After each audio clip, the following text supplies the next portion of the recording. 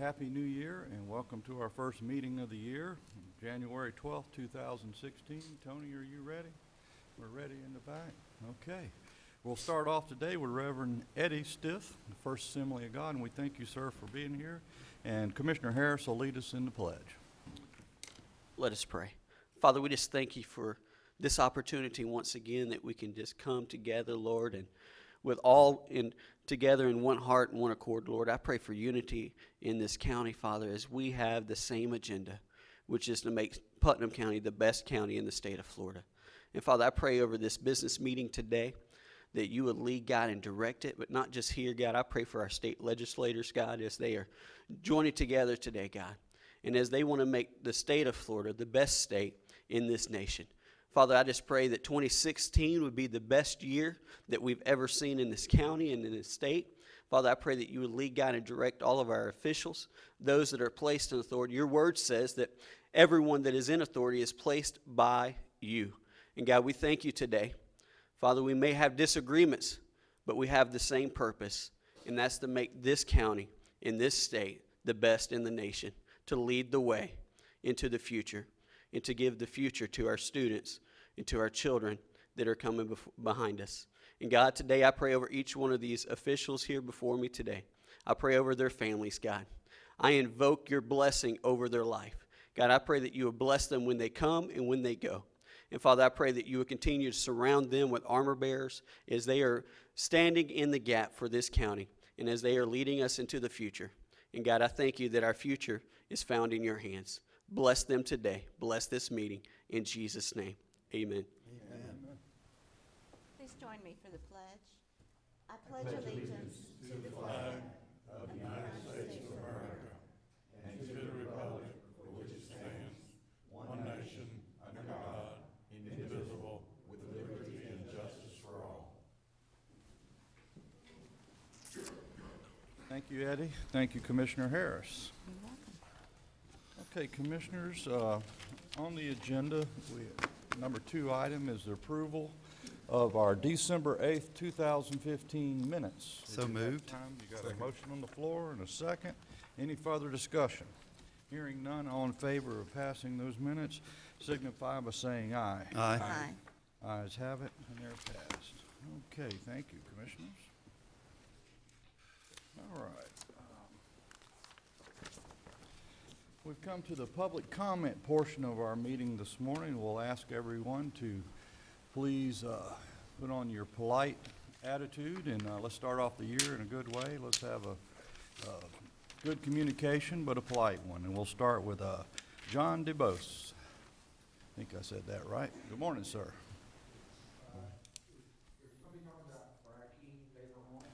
We are. So if you'll refrain to that time, we'll bring you up then, John. Okay, thank you. Erica Alvarez. She's talking. Same thing? Okay. Let's see it here. Coming, Audit, Carolyn Swope. Next.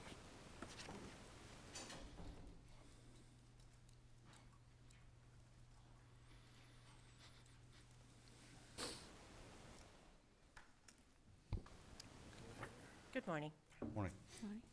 The state audit team will soon be arriving in Putnam County. As a Putnam resident, I support the November 30th decision of the Legislative Committee. I feel that we, the people of this county, win no matter what the outcome. If nothing is found amiss, we can applaud that finding. If problems are found, then steps can be taken to correct them. As for calling the audit, under Florida Statute 11.45, the Auditor General has the legal right to audit any state governmental entity. Those who might have objected simply do not know the state law. There is an old saying, ignorance of the law is no excuse. And I would like to quote an even stronger statement given by Attorney Storm Bradford. He said, "There is no substitute for knowing the law, none." I wish the Audit Committee Godspeed, wisdom, and perseverance in their quest for the truth. Thank you. Thank you, Mrs. Swope. Appreciate it. Next, we have Rick Haven. We'll it'll be Phyllis White after Rick.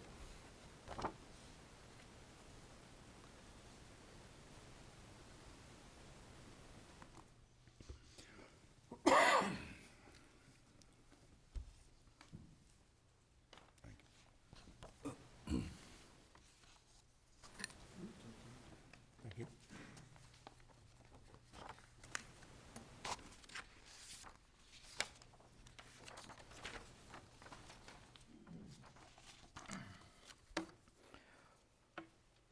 Within the United States and its territories, governments were instituted to be of service to its citizens, whereby statesmen gave of their time to serve their neighbors. An elected office is never meant to be a career, but some of you have done just that. The median income in Putnam County is barely half the nearly $45,000 that you are being paid. And salary and benefits for Mr. Leary is approaching $242,000 a year, while the two county attorneys are being paid $136,000 to Mr. Castleberry, and $133,000 a year to Mr. Manning. These salaries are obscene for the poorest county in Florida. With the state audit Putnam County underway, it should be clear to all of you we no longer trust you, and we desire a different form of government for Putnam County. The Putnam County Board of Commissioners, together with the county attorney, has become an autocratic oligarchy. You have before you a list of the basic differences between charter and non-charter counties, and a list of the current 20 charter counties in Florida. You'll notice in that list, the majority of our neighbors are now charter counties, i.e. Duval, Clay, Alachua, and Volusia. Our neighbors in these counties have a voice in the affairs of the government. We do not. Those citizens may recall commissioners of the vote, hire and fire county administrators, county lawyers, school board members, and school superintendents, and set the course of their government. You are currently putting in the East Palatka water treatment system online, while expansion of the system is being continued down US 17 to San Mateo. You will notice in the list describing the differences between charter and non-charter counties, one thing a non-charter county may not do is levy utility fees in the unincorporated areas, such as you may or have done with water and sewer service fees. I've notified Representative Charles Van Zant my recent discovery, and he will be notifying others in Tallahassee.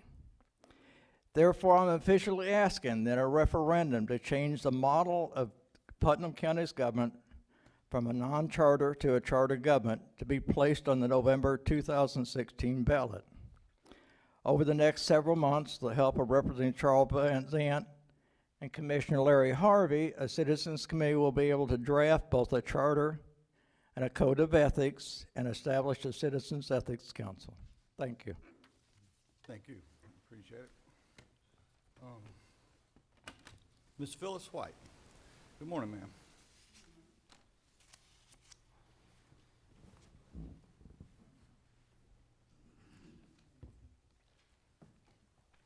Thank you. How are you? Good morning. My name is Phyllis White. I'm the president of the West Putnam Save Our Children organization out in West Putnam. And I come just to invite you to our annual Martin Luther King Day celebration. I understand that it's an election year, so therefore we can introduce ourselves to the public and let our community take this time to let our community in the West Putnam area know you, get familiar with you if you know you have the time. I know it's possible, short notice, but our event starts at 9, where we will organize, sorry about that. And then we'll do our march, but after the march, we will have some events. We scaled back this year because we wanted to focus on our community. So we will have a blessing of our community, just mingle with each other, and hopefully we can get to know more about our community and ourselves. And I have some flyers that I can give you if you possibly can put it on your calendars. Again, I would like to welcome you and invite you to our annual Martin Luther King celebration, which is this Saturday, the 16th. Okay? Mrs. White, if you would give that location, this is the Putnam Hall?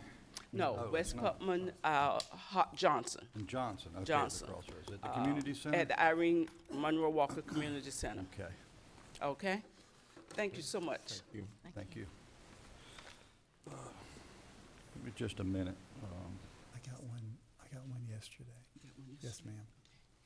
I think, did everybody get one? I didn't Ma'am, get yeah, awesome. Thank you.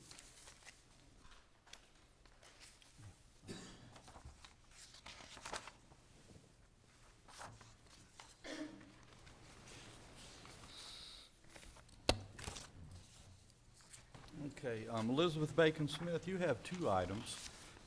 If you would take your first one, and then I'm gonna group the fracking conversation together, if you don't mind. In fact, you can lead it off after this. Don't mind at all. We'll do one and two, how about that? Okay, go ahead. Okay. Elizabeth Bacon Smith, 203 Morrison Road, Interlaken, Florida, 32148. This is addressed for those of you, commissioners and the public, questioning the need for an operational audit. You are hopefully, and the public is hopefully, paying attention to the nature of the responses, right down to not responding at all, by those seeking the office of sheriff regarding the supposed raid of the fighting ring of dogs, which flies in the face of logic as a real raid, unless you're looking at ineptness or corruption. Hopefully, the egregious lack of action by the sheriff's office, etc., will be investigated in depth, and you will agree, and the public will agree, those who disagree, that an operational audit is just the starting point for what's needed in Putnam County. Okay. Well, we'll do it. Why don't we get, Ms. Chadwick, let's start off with, you want to start the fracking? With the attorney. Oh, it is under, I couldn't find it, okay. Yeah. Hang on, got it, okay. On that third page, I got it, okay, that'll come at the end. That's the thing. Okay, that's all the public comment cards I have, other than the fracking cards. Anybody else wishing to come forward at public comment, now's the time to do it.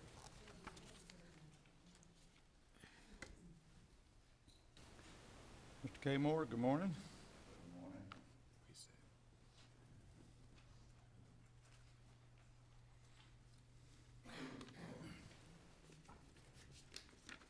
Thank you.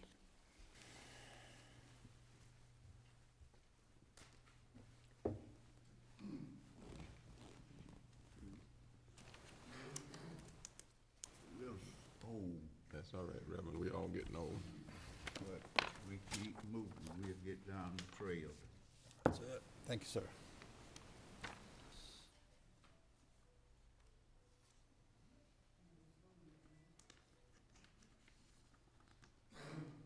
Thank you, sir. I got two. Thank you, Mr. King. Appreciate it, sir.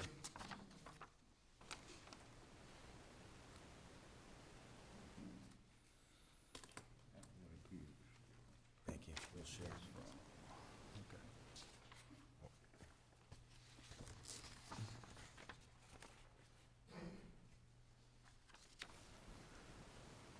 Leeroy Canal, 117 Gladys Avenue, East Palaca, Florida.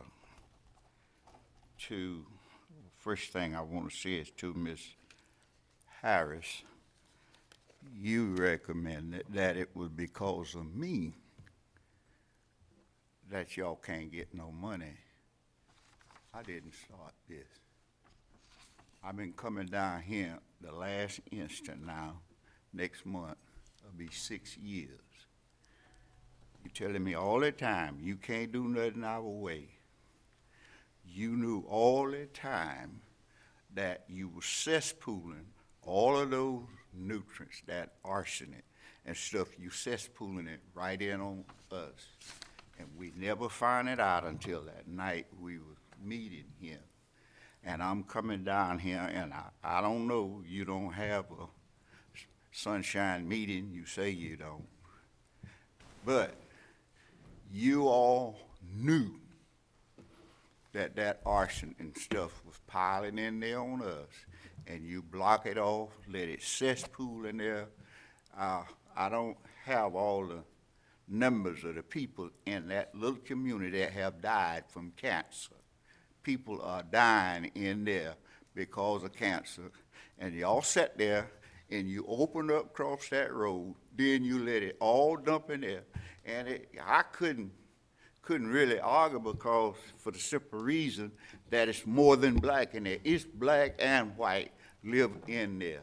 So you are sacrificing all of us just to let us water off the field. And that's not right. You did not tell the truth when you knew.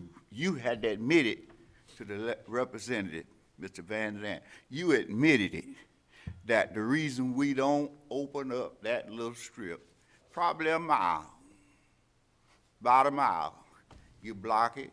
Years ago you did it. There's a lot of technology on the market that cut down some of what these farmers are doing. But it's all greed at the bottom. They want to get that stuff in there and out. I know, I live there.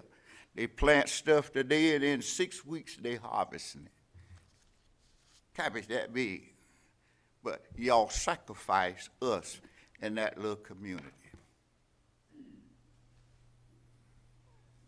And you represent us. You're supposed to, by law, look out for us. But y'all kick all of us under the bus. Mr. Kmore, I gotta make a comment to you that by law, we cannot use that canal and dump those nutrients into the river. I didn't say anything about arsenic. I don't know if there's any of that kind of thing in there. And until that's proven, I think that we're getting a little ahead of ourselves, sir, with all respect. No disrespect, Mr. Well, no disrespect here, sir, but we're kind of jumping way out there on this. There comes a time we have to face reality. And we have. We're trying to get something done with that discharge, and I think you know we've made forward progress, and you know, if we could have your support, it would be very nice, but we're working very hard to get you resolved in this matter. I had 6 funerals in that little community last year. 2015, I had 6. I'm sorry for that, sir. But that's the reality. People are dying. When it get bad, people have to move out until the water Yes, I would like to can recede. And I didn't know that you was choking it off over there, slowing it up. Well, the water management won't let us open that, sir. Yeah, And that's the problem. Maybe Commissioner you give Harris. some people too much authority. well, we're working on that. We're gonna get change. Now- Commissioner Harris, she has a question for you, sir. May I respond? Ma'am. Okay. When I spoke to you the last time, you said we had done nothing. We had, in fact, obtained a grant so that we could use that new technology that you mentioned and do a study so that we could get approval to open that up. The grant came in halves, so we got the first half. So I was telling you, number one, that we have done something for you, and we had that study, and now this year, we're applying for the second half of that so we can get the job done. And I said that because you joined that group, instead of discussing it and trying to work it out in Tallahassee, asking for the audit, all of our monies are held. People will not support us until our audit is done. So you delayed it, that's what I was trying to say. And we'll get it all done eventually, but it's slowed down. And I mainly wanted to say, yes, we're working on your problem, and we had obtained the first part of the grant for your problem. Let me ask you this. When I asked about the money that was coming in the grant, I was told by the commissioner that that money was gone, needed to apply for another grant. That was what I was told. So if you tell me you got a grant, then you tell me that ain't gone, you got to apply for another one. I'm out here uneducated. I don't know the ins and outs of this business. What am I supposed to think? Where the Mr. money Kmore, went? if you would, Commissioner Flagg has a question or a comment for you, sir, in that regard. The Dog Branch Canal issue certainly is an issue that has been on the table for a while. I believe that it's crucial that all that are concerned, including the water management, because I think when you have independent meetings and the right hand doesn't know exactly what's happening on the left, that it creates some confusion with some of the technological details that water management, because they have the scientists that deal specifically with issues related to the St. Johns River as well as tributaries and what comes in and what goes out per se. I believe that there was a discussion on the floodplain there, and whether you were along the Dog Branch Creek or whether you are in any other parts of the county. This county, as in all other counties throughout the state, have areas that are designated as wetlands and floodplains and things of that nature. And so I believe that apparently, again, there are some communication deficits that are existing. All of us want the cleaning of that Dog Branch Canal. We want everything that can be done to alleviate the flooding issues as it relates to the Dog Branch Canal.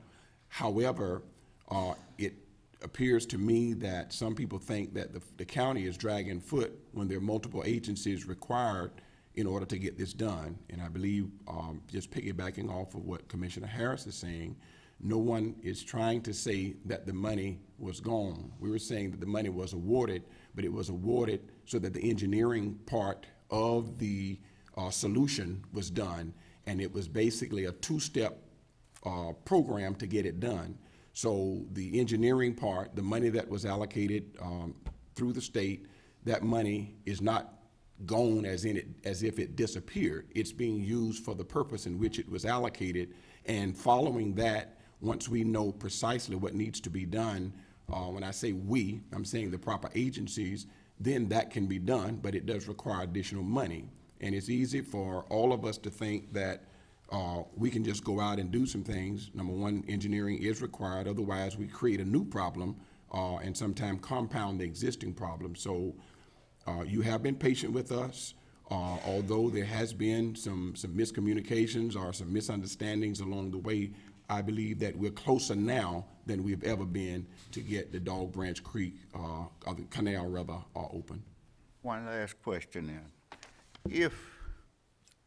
Did the county know that, I found out the last meeting I went out there to water management, me and Mr. Speld went, I found out then that my property is in the flood zone. Well, then it's apparent that the county knew this to begin with, didn't it? It's on all of the state maps. Any properties throughout the state that is in a floodplain zone. And then y'all still sell the people this land, collect taxes on this property and stuff, and these people's in a flood zone, and Yes. then whenever it come a big water level, then they are left at the mercy of the creek, and they just float down the creek No, sir. like these No, sir. people's up. Reverend, that is not the context of what it means when they talk about floodplain, and I think it's going to be incumbent upon us in a workshop meeting, Mr. Chairman, to make sure that we have water management representatives there so that we're hearing what Reverend Kmore is hearing, and then if it's not clear, then the interpretation of the analysis can take place so that all of us are in the loop as to what his understanding is, and that'll move us forward. Because at the end of the day, you're not wanting anything different than what we want for your community and the other communities. And so let's fix the communication gap that exists concerning that, but for whatever reason, there is progress being made, and that is our commitment to this project. Thank you. All righty. Okay, anybody else from the public this morning? Public comment? Yes, ma'am. Well, come on up, ma'am, and you can go next. Mr. Spells, let's give way to our guest. I think she's from the West Putnam group. If you don't mind, sir, just hang on deck. Good. Good morning. Morning. I'm here representing Clark subdivision off of Putnam County Boulevard. Miss Hillary, if you would, please. It's been a long time since I've seen you. How you doing? Good. My classmate. Yes. How you been? How you doing, Chip? Doing fine, thank you. If Okay, you I'm would, concerned- state your name and address for the record, though, Miss Okay, Hillary. my if name you is do that. Hillary Leonard, and I'm here representing Putnam County Boulevard, the residents at Putnam County Clark subdivision. We appreciate you all putting the track through. We really do. Trail. But our complaint is the fact that it's a separation when it comes down to cleaning. It has a lot of bushes on both sides. And when you get right there to Cracker Swamp Road, if you look to the right, you see the county works, that they do work. Because you see it clean, clear, and everything. We have children that catches the bus at that corner, which is my grands and other residents in the area. What we asking is the fact that the same attention that is paid for the right side of Putnam County Boulevard be paid to the left side. Because right now, it looks as though we're being neglected. And we've been neglected for years. This is not anything that just coming up. This has been going on for years. We have water issues in the area around the curve on Putnam County. There's water issue. I can understand what Mr. Kamo was talking about because we're going through the same thing when it rains. What we would like, we appreciate the track, but we would like to be able to feel safe on the track. My grandkids have to walk down Putnam County, and when cars come, there is no speed limit. When they're walking, going to the bus stop in the morning, or my grandson is having to walk where he used to, having to walk around to that curve. We would like to be able to have that area clean. We live in a community that pays taxes, and we've been paying taxes for a long time. Some been paying more than others. But we would like to see our tax dollar go to work for us. I understand you all have things and issues that you are having to address because I can hear it right now.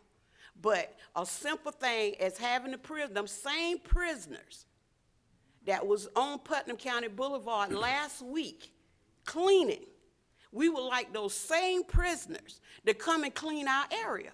Cut some of them trees down so I can wave at Miss Hattie Rogers across the street or even wave at Lil John. I mean, we want our community to look just as good as it does round on East River Road. And if it's a problem, then maybe we need to find out how we can address this problem and get it fixed. I would like to have a path in the middle there somewhere so my grandkids can get up on that path and go and catch that bus safely. Okay. Other than that, then maybe we need to cut back on our tax paying. Okay, we'll And take it. hire us an engineer to come Okay. in there and do this for us. We need to walk out there and let's determine. I suggest what is- that. I Okay. suggest I'm gonna invite y'all to Clark subdivision. How about that? You can't invite but one of us at a time. Which one is the one I can invite? Oh, Miss First. how you doing, Mr. Carr? Doing well, thank you. I'm gonna invite you to the house. I'll even cook. Oh, my. Wait a minute, I want to go. No, Chad, you ain't got to District 3. I come. So when can I expect to hear back from you all? If you'll leave your contact information, if you'll fill out a card, it would be I nice. will. That way we have. I'm just learning. Yes, ma'am. I And it's mean, you'll perfectly see fine. my face again. Yeah, don't- I I'm was learning riding the process. the area. I had a couple of other calls from Okay. citizens along the trail in front of and down Putnam County Boulevard as well as Okay. Cracker Swamp. And just a couple of days ago, riding it and evaluating. We do have issues that we are discussing in this meeting today Right. about mowing and processes and things of that nature so that we can be more efficient. We recognize and realize that this past year has been a trying year. In previous times, we have not had all of the check and balances that we feel we needed there, and we're working to rectify that. So thank you And for I your patience. appreciate that. Yes, ma'am. Okay, so I look to hear from you. By all means, you leave your information I and we will. will certainly connect. I will. Thank you. Thank you, I'll Hillary. see you Thank again. you. Yes, Good to ma'am. see you. Yes, ma'am. You too, man. Okay, thank you, John, for doing that. John Spells, 106 Citrus Lane. I got several topics, but I'm gonna get back to what she was talking about. And, you know, it's kind of sad to know that y'all would actually take the time and put a crossing in front of the road department, and put a little concrete sidewalk when you got various areas in East Palacios right on Lewis Bry Road. Mr. Flagg gave a Band-Aid excuse of saying they're gonna pave a road going straight across Lewis Bry Road to get over to Putnam Boulevard. It used to be a wooden little plank to get across the ditch. Now they got a 2x6 to actually get across the ditch. But then you can take last week and install a path with concrete for the road department to have perfect access to the nature trail. Then they go out there, they done mowed the grass, the inmates was out there picking up paper this morning, but then you get farther down where people actually live, ain't one thing have been done. And I'm finished with that for now. Now I'm going back to Dog Branch. Me and Mr. K. Moore went out to water management. They told us they did not have a problem with y'all cleaning that ditch all the way to that railroad track. Once you get to the bike trail, then that way it get tedious. Now, I noticed in Barden, they went right down one of the little ditches with inmates and cut and removed all of the debris. All of these excuses about not having money to do this here ain't nothing but a ripoff in my state. That's my opinion. Because there's ways to actually clean that ditch enough to get some of that water off of the residents in Orange Mill. But to keep sitting around with these excuses of saying that the money ain't there, when you got to 207 at the farm field, you stop. When you actually could have went over and started on the other side of 207 and went all the way up to the bike trail. Then got some inmates to at least go in there, cut and remove, therefore the water could actually flow. But to just keep hollering about money, to me, all it is just finding a way to get money out of the state, and they shouldn't give you a dime. Because if you can take and go by the scales right there in San Mateo and cut those bushes and stuff and clean those ditches by hand, why is it such a hard job to do there? And my next opinion on this lawn mowing thing, I noticed the county do a lot of mowing for the rails and trails. To me, if y'all had lawn equipment, y'all had a meeting to get rid of all the lawn equipment, what can you do now any better to actually cover the county? You got 3 grade alls. I bet either one of you in here, $100 bill today, you can't find 2 miles of road in this county that you have actually cleaned both sides of the ditches. Y'all get this stuff, you drive along distance, you dig a little bit, then you leave, then about a month later you come back, you dig on the opposite. Everything is tacky. There's nothing uniform here. And to me, if you buy these mowers, you got all the wear and tear and maintenance. Y'all let the bushes grow up around the phone boxes along the road. Last year when they did cut on West River Road, the guy couldn't even see the phone boxes and run over it with the mower. So y'all really need to kind of evaluate what you do than just keep throwing taxpayers' money away when you ain't doing what you're supposed to be doing with it. Excuse me. Okay, thank you, John. Anybody else from the public? Public comment. Hello, Mr. Bly.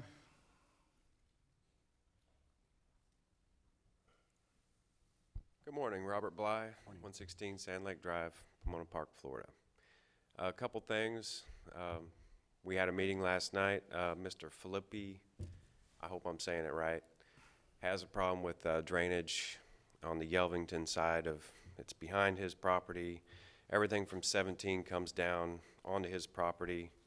And he has 2 8-inch pipes that run out to a ditch in the back, and the ditch hasn't been cleaned in 7 years. Mr. Chairman. Yes, sir. Just for a point of order, who is we that had a meeting last night? We don't know, have a clue who you're talking about. Who is the we? Okay, we had a Tea Party meeting last night. Okay, if you would, Mr. Bly, that's, if you could give that, if that's a request for Public Works service, let's give it to Public Works. Yeah. If we could. Okay. That'd be All great. right. Anything for the overall good, the county. Okay, now I have a question. Ms. Harris was kind enough to say that those of us who went to Tallahassee have caused the county of Putnam County to lose all of their future grants. That's not exactly true, No. but. Okay, maybe I misunderstood. I don't think she said that, yes. Okay, so as far as I know, we haven't lost the ability to get grants. Nothing that we've already been given has been changed. So I'm not too sure that we deserve that much credit, but I appreciate it. Thank you. Okay, thank you. Anybody else from the public? Okay, Mr. Harris.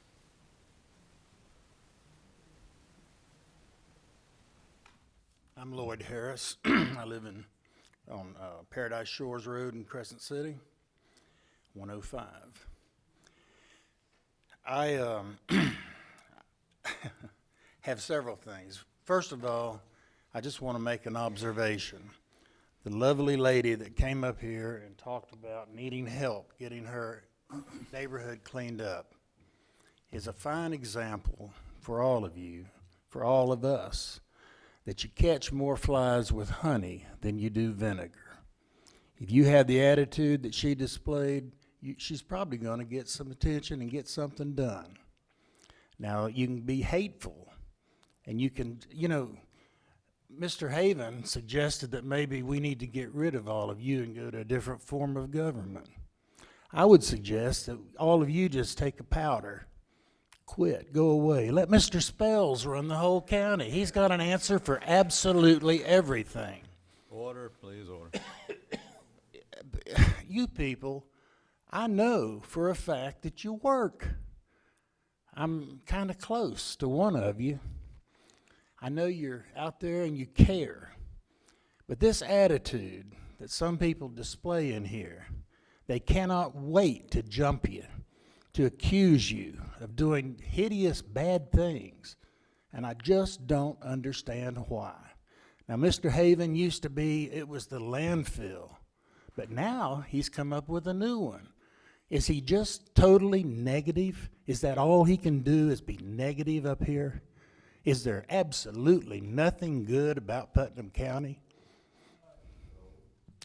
Anyway, that's all I've got to say. I really would appreciate it if people would just stop being so dadgum negative. It's wrong.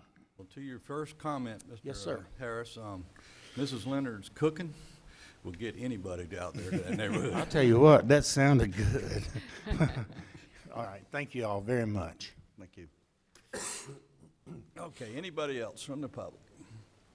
All right, seeing none, we'll close the public comment portion of our agenda and we'll move to the consent agenda. And commissioners, are any items you are wishing to pull? Hearing none, I'll Yes. move. I'm sorry. Okay. I'd like to talk about item K Okay. and also on item M, please. Okay, we can. And item P, I just need a little clarification on that item, please. Okay, commissioners, we have K, M, and P to pull. Let's take a moment and organize your packet here, and we'll, at least I need a moment, if you will do it. Mr. Chairman, Mr. Bergen is in the audience, and I'm sure that he can elaborate on K for us. If you could, Mr. Flagg, let me get caught up here, close. I have one comment when you get ready. Oh, well, just give me a minute.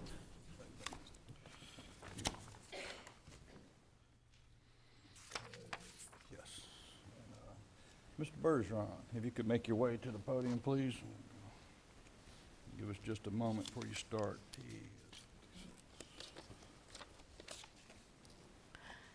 Okay, everybody ready? I'm ready. Okay, Mr. Bergeron, how are you this morning, sir? I'm fine, Mr. Chairman, Commissioner. Let's talk, if you could, give a brief description of what we're discussing for the public and the viewing public. Certainly. This is the grant that was awarded from DEO to do a strategic analysis for the county, largely aimed at economic development and asset or mapping. What was decided was that we would have a third-party consultant work with us to actually give us an outside view of being able to direct the progress. And what we did was set out an RFP. We had 4 responses. We selected 2, and a committee interviewed those 2. And from that, we made a recommendation to you on who should be hired. Okay. Mr. Harvey, you pulled the item. Do you have questions for Mr. Yes, Bergeron? Mr. Bergen, thank you for coming, and I appreciate the Chamber's participation in this. No problem. Good to see you here, and Thank you. like to hear some more from you on a meeting basis as we have, as we've talked about in the past. This is very near and dear to me, as you well know. Right. And, you know, the hard work that this board has done. Mm-hmm. And this morning, though, we got two different agenda items. We got a new one versus an old one. Okay. And my comments is, what's the scope of work and the amount? The amount was a $40,000 award that we Correct. got from DEO. How much is this consulting company charging us to do this process? The consultant company will consume the full amount of the grant doing that. Any of the additional work that is done by the chamber for our participation will be done in kind. Okay. So actually, all the extra coordination locally, that will be done by us, and it will be done in an on-kind basis. Now, to go back to something that we talked about earlier, and we all can't look in a crystal ball and forecast negatives or positives, by no means. But we knew, and I've known sitting in Tallahassee with these people, that this is just a part of what we're going to see. This 40,000 could actually grow into 3 times or 4 times that much when all the partners come to the table. Is that still the understanding you have? What will come out of the actual process is an update to the strategic plan. And out of the strategic plan, those items that we can implement, certainly if there are grant opportunities to move some of those items forward, we will seek those. Just for the public, this is a competitive Florida grant. Yes. And basically, they're going to come in here and do some asset mapping of what our assets are, what our deficiencies are, and how we can, as a community, where we want to go forward and what we can do to partner with those people to move Putnam County forward. Is that? That is correct. It actually helps us update, the current strategic plan so that we actually have a roadmap using the assets that we have to help create more jobs, attract more companies, and improve infrastructure and things that we need to help the county grow and continue to thrive economically. Mr. Bergen, thank you so much. This is a huge step for Putnam County. I look forward to the outcome of this. Thank you. Thank you, Mr. Chairman, for the time. Bergeron, I appreciate it. Thank you, Mr. Chairman. Okay, item M, Commissioners. Mr. Harvey, you pulled it. Yes, sir. Thank you very much, Mr. Chairman. I have some concerns. This is the submerged land down in Paradise Point. My question is only this. Right now, this is to dump the excess effluent into the St. Johns River, which we're currently doing now. Is there anything on the horizon that would allow us to not do that as we go forward, in years to come with maybe the extension of the sewer area down through that area could grab that effluent? Yeah, if you would like to discuss that in a future workshop, I would, certainly entertain that in this coming year. It's not a facility that dumps the extra effluent, not to correct you, if I do with respect, but in the case of that 100-year storm or overcapacity of any reason, it would do that. But in its normal operation, it's cleaned. Right. It's a process, a treatment plant. But yes, I'd be glad to. I think that's something we got to look at, because when you go down to that area, the water level and the land level is pretty close. I mean, We'll be fine. very But if close. Mr. Havens successful in stopping our sewer, we won't be able to do that. So I just want to bring that up. All right. Any Thank other you. comments on that? No, sir, that's all I had on that issue. Okay. All Mr. right. Chairman? Yes, Pete. Yeah, on P, people hear us talk a lot about the SCOP and scrap money. I thought this would be a good time for Mr. Jacobitz to come forward and explain how this came about, where it comes from, and just give everybody a little better guide on what it does for the county, and that it is state money. That is correct. Good morning. Good morning. From time to time, the county asks for funds from SCRAP and SCOP programs. These are state-run programs through the DOT, and the SCRAP is the Small County Road Assistance Program, and the SCOP is Small County Outreach Program. And they each have different activities that you can do under these programs. And under the SCOP program, we generally use those funds for paving dirt roads, but they're also available to be used for resurfacing roads, whereas the SCRAP program is primarily used for resurfacing roads. The county each year in June tells the state which projects we would like to see paved or resurfaced under these programs. And we generally ask for them in June, and July or August, after the state has their fiscal year beginning, they'll tell us what they've programmed into the coming 5-year work plan. And the state, what they call gaming, they move funds back and forth and allow projects to go forward. And typically the county finds out about its request 4 or 5 years in the future. So if we ask for something, the county will tell us a month or two after we ask for it, okay, you're going to get it in 4 or 5 years, if they tell us that. Sometimes we don't get funds allocated at all.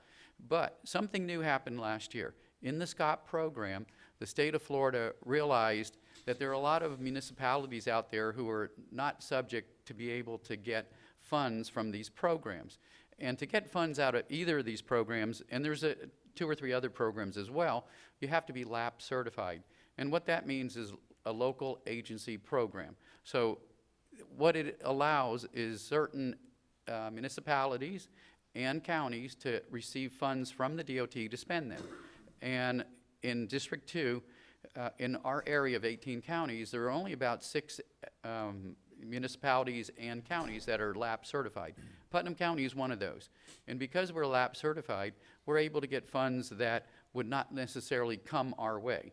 So we've got a lot of funds to do projects for paving and resurfacing that we simply don't have in Putnam County. And as a result of the LAP certified agencies and lack thereof, the DOT put out a letter and they sent it to all the agencies who were not LAP certified, which were the towns and municipalities in Putnam County, and asked them if they would like to have funds under the SCOP program. And that was about March or April last year. They sent these letters out. And some of our municipalities responded. We know Pomona Park and Interlochen did. And we have a project for Interlochen that's going to be coming up in the near future that we hope to allow them to get some funding. So the DOT allocated funds for these non-LAP certified agencies to be able to get funds. However, they have to go through a LAP certified agency, which is us. So in this case, Pomona Park was allocated some funds to resurface Kuhn Avenue. So we're going to manage that contract for them with the funds that were allocated for them. And that's how this is going to work. So this is a brand new program. They asked for it last fall, not at the same time we did, but last fall, DOT approved it, and now they have funds allocated. Thank you very much. Appreciate it. Hope that Mr. clears that Chairman. up for some people. Questions for Mr. Yeah, Copeland? I have one. It's a little different than what you just said, and the town of Interlochen is doing their own program outside the county and not using your services for that. And that's another program. They're getting funds out of another program It's a as scrap well. program, you're right. It's a municipality one. It's $1.4 million. My only concern here is that your department's already overworked, and the town of Pomona Park is a municipality. They could do this on their own without our help, but we're going to front the money, and then they're going to pay us back. And that's my only concern with that. The town of Interlochen, $1.4 million, they're doing their program. They're not involving us. The only involvement we have is if we can clean that drainage up on 315 prior to anything being done. But, you know, as far as the town, I just don't know why we're taking on more work when they could do this on their own without our help at that point. They went through the DOT and asked for it and told them they weren't able to do that. Okay, thank you. I think he said they had to be LAP certified, is that Well, right? they do, but the town of Interlochen was able to use their own contractors, and that worked out well with the FDOT. There's also time, dates, the project being implemented, and LAP certified would move a project. Let's use Pomona Park as an example. How far up did it move it by using a LAP certified county entity? Well, if it was like our project, it would have been, well, I guess the DOT allocated funds to the people who asked for them. the non-lap certified agencies. So in our case, we would have got it 4 or 5 years in the future. In the case of the smaller municipalities, they fronted the money quicker. And they saw that as a need, and that was a brand-new program with the DOT. Exactly right. Thank you. Chairman, I Yes. offer a Commissioner motion Flagg. that we approve the consent agenda. Okay, motion on the floor. Second. Second. Any further discussion on the consent agenda? Hearing none, all in favor of passing it, signify by saying aye. Aye. Aye. Opposed, like sign? And it Mr. carries. Chairman? Yes. Could I just Commissioner make a Harris. couple comments? I didn't want to pull them, but I just wanted to Absolutely. point out. Item G is Keep Putnam Beautiful, Adopt a Byway Litter Removal Agreement. And I just wanted to thank and point out the Ramirez and Shaw family, and they actually are taking on Willis Road and Hollister from State Road 20 to the dead end for cleaning it and picking it up, and they go through Keep Putnam Beautiful. And it's just little things like that. I think it's important that people know that there are those that step up to the plate to help, and working together, we get a lot of things done. Thank And the you other for bringing thing, that out. you're welcome. The other one is, I just didn't want to skip that we had the groundbreaking of our jail. We have 456 new beds. And what? Ribbon cutting. I'm sorry. We did the groundbreaking a while back, hear didn't you. we? Well, we actually cut the ribbon and walked through the building. And it's something that really needed to happen in Putnam County, and may not be a favorite thing, but it was necessary.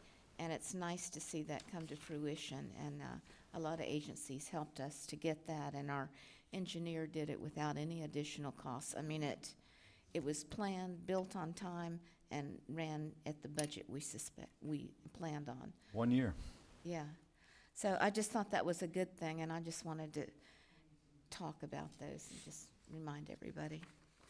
Thanks. Commissioner Flagg. Yes, sir. To piggyback off of the comments that Commissioner Harris made, it is my understanding that there will be an open house on the closed house after they kind of get it, the issues of it cleaned up a little bit. They really want the citizens to have the opportunity to come and see, for those who don't believe that, did not believe that there was a need for a new facility. They want to give the citizens an opportunity to come through and see the deplorable conditions that were existing in the existing jail. And I thought that was certainly in order, because a lot of time when people see things, even though it's after the fact, it'll help them to understand that it was not just something that was being done to keep up with other communities.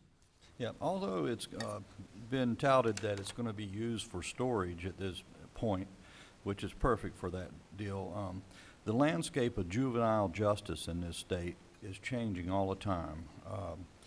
Physically constrained counties like ourselves, we've been held harmless, and we get additional funding from the state to help deal with that. But our clerk of courts here, Mr. Tim Smith, and I think he can attest to the fact that it seems to go through a change every couple of years. So, in the future, what I'm trying to say is we could bring that out of the storage situation and change it to a juvenile facility. It's very possible, saving the taxpayers of this county a whole lot of money. It could serve for that purpose easily, but I think we're okay for right now. From what I'm seeing, Mr. Smith, we're going to be okay here, aren't we? Well, you're exactly correct, and you never know how the winds of the judiciary and the legislature are going to blow with local responsibilities for those housing needs, and it certainly would be an option.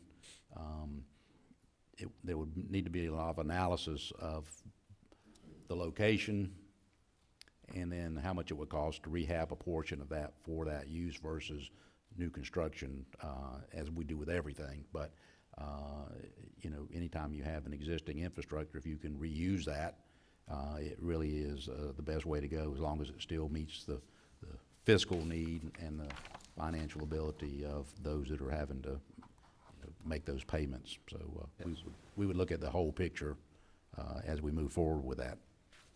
Okay, so we kind of all right, I've been asked to give a 5-minute recess. We will convene at 10:01 properly. Thank you. All right. Thank you. 2016, and on the agenda, we're going to item 5, Public Works. John DeKofovitz, come forward, please, sir.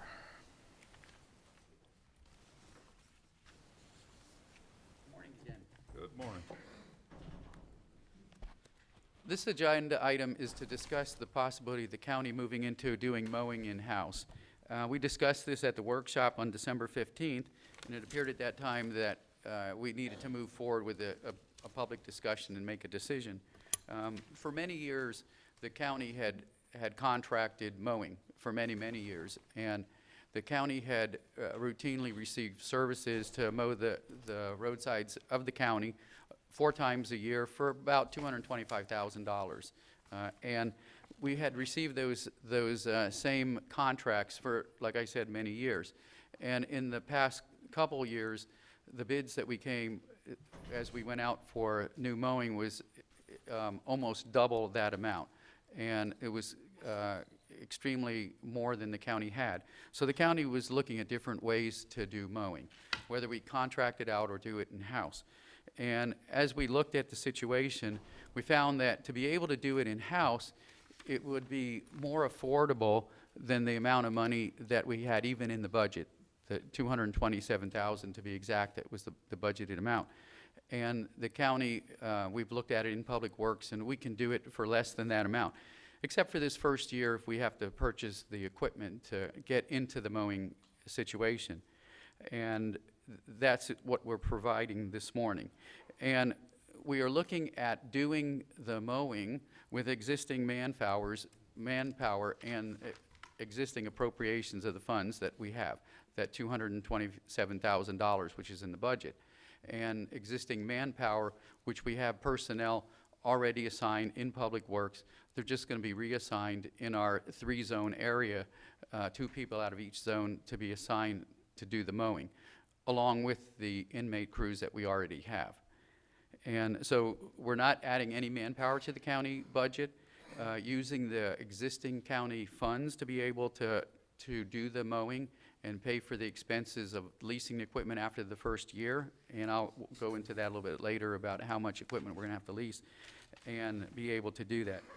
One of the things that we can do better than a contractor as well, by doing it in-house, we have 3 zones. And the mowing could be accomplished simultaneously in each of the zones. Instead of a contractor doing the entire county in being responsible for the entire county, our mowing crews, 3 of them, would be only responsible for 1/3 each.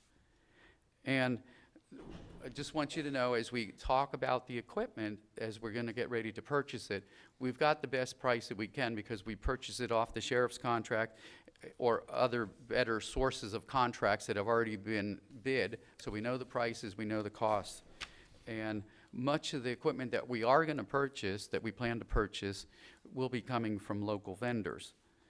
And I must reiterate that the funding that we're using is already appropriated, is coming from the transportation budget and the Better Place plan out of the appropriation which we already mentioned during the budget process that was going to be allocated to Public Works to purchase equipment.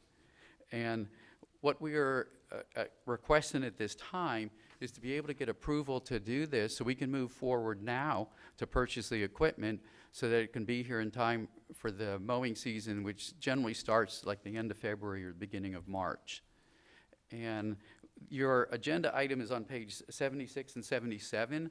On page 77 is the list of the equipment that we would like to purchase. And you can see as they are listed there, some of them are coming out of the general fund, and that is the remaining funds that we had out of our mowing budget for this fiscal year. And the Better Place plan equipment is coming out of the Better Place plan appropriation that we mentioned already in the budget process that was allocated for us to use for equipment purchases. So, Mr. Kofovitz, are you saying we had about $25,000, give or take, left from the previous year mowing contract to purchase those first 3 items out of the general fund? Is that what I'm looking at? We actually have more than that. That's what I thought. 114,000, correct? All right, so it's, Commissioner Harvey says 114,000. I guess what I'm leading to, are we gonna use any of that money to pay, down on the tractors instead of Better Place Plan funds? Is that possible? Or do you have other ideas for those monies? That is a possibility, but it leaves, when we, let me see if you can find the funds. Out of the operating funds, after we pay for the purchasing of those pieces of equipment, there are, actually, when it's all finished, there's about $1,800 left. So there's not an additional funds to be able to pay for, to buy down those tractors, the Okay, lease so payment. Mr. Harvey's 114 and your amount are Well, way apart. What, That's not what he was saying. He said after he purchases the equipment. So there was 114,000 left at September 30th of 2014 or 15 that was left in that line item of mowing. And we all knew that because that you cut back on the mowing contractor and didn't allow him to continue the cuts that was there.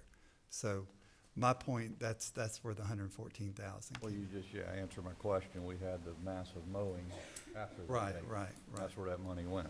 Okay, now that we're clear on that. Commissioners, any questions? Yeah, I just want to Yep. make sure that the money at the end of the fiscal is not representative of the money that was left because of that round that we did. Okay.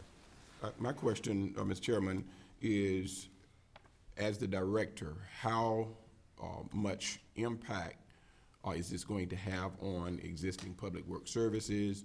You're using the same staff, and I know that you're maximizing what they do in the zones now that you have 3 zones, that you all have analyzed the zones and have come up with a formula that's going to say that as it relates to the public work needs, we're going to be able to be more efficient with this new model. So what do you tell us that gives us peace of mind that everything is going to be smooth sailing? Always little bumps in the road, but that's not what I'm drilling down on. What gives us the assurance that the new model with this plan, if it's approved by the commission, is going to be a green light and that it's going to work in the best interest?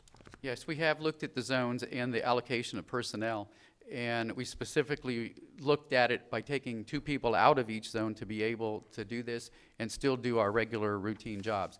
By reallocating the personnel that we had in 4 zones into 3 zones, it allocates the manpower to be able to do more in an area. Even though the area got larger for the 3 individuals, they have more personnel available to accomplish tasks. So they can move people to task and get them done quicker by having the personnel available. Whereas when they had their own zone with less people, they didn't have enough people from time to time to do jobs. And so they had to put jobs off that they weren't able to do. Now, with more personnel allocated to them, they can do that, even taking 2 people away. Well, the citizens have been extremely, I'll say, patient. Some have been extremely impatient, and we understand that as well. But our concern, obviously, is we got a new model.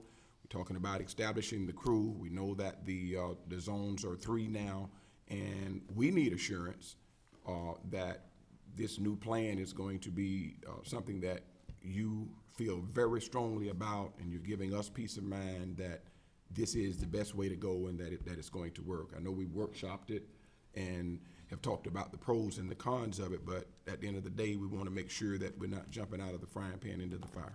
Yes. Commissioner Flagg and Mr. Kopovich, can we be clear on the amount of personnel in each of these zones? I think that's what Mr. Flagg's wanting insurance on, and well as the rest of us. But how many personnel are you talking about here, pulling from the 4th crew that is now defunct? There were approximately, and I don't have the organizational chart in front of me, but there were approximately like 9 personnel in each zone to begin with, and now there are like 15 people in each zone. And so. Okay. Is that satisfying?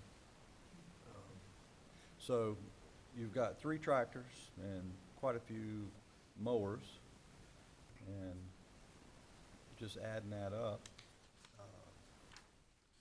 One person per tractor, one person per No, mower? the county personnel are gonna operate the tractors, Mhm. and the inmate crews will they will operate the skag mowers. Okay. Mr. Chairman, Yes, Commissioner Harris. what's the second person going to do? We have boom mower as well. So we're gonna be doing boom mowing with 3 boom mowers. Right. Is it necessary to have 3 boom mowers in this county? It's probably necessary to have 6 or 9 in the county. Really? There's that much work to be accomplished. We just heard from Mr. Leonard talking about the trees and things there that need to be cut back. That's types of things that the boom mowers could do. Mr. Chairman? Yes. They use those boom mowers to mow outfalls and not just roadside. They have so many uses where you can reach up high and cut stuff down that human labor can't do. So they have multiple purposes. Those boom mowers are going to be very beneficial. you don't sell One them thing that I think we workshop that I think the general public needs to know is that as I understood it, if I remember right, y'all correct me if I'm wrong, that we think we're going to maybe gain on mowing cycle, possibly by having 3 separate units going across the county. They'll be able to catch up and start again from their starting point and go through. That's correct. Okay, an area I have concern about, if we can move to it, is the risk management. What kind of training are we having? Does it parallel FDOT standards? How do we keep from getting people hurt? Well, we obviously, when the equipment comes, we will have training for them, and all the other equipment they have already operated. Okay, so you're feeling pretty confident there? Yes, it's all well within their job classifications and their abilities. Primarily the tractor operators and even inmates, keep them safe on these little skag mowers as they're doing around signs and stuff, very close proximity to the road. I mean, do we have a training program for those folks as well? Well, we do, and the DOT, the inmate crew officers do their own training as well. Oh, that's good. Commissioner Flack. 3 things I drilled down on: effectiveness, efficiency, and excellence. And I know if we do not have a plan, we have a plan, and it's one that will fail. So my hope is that in the Public Works Department, that it's not a lot of pulling from, so that we can make up our excuses as we go.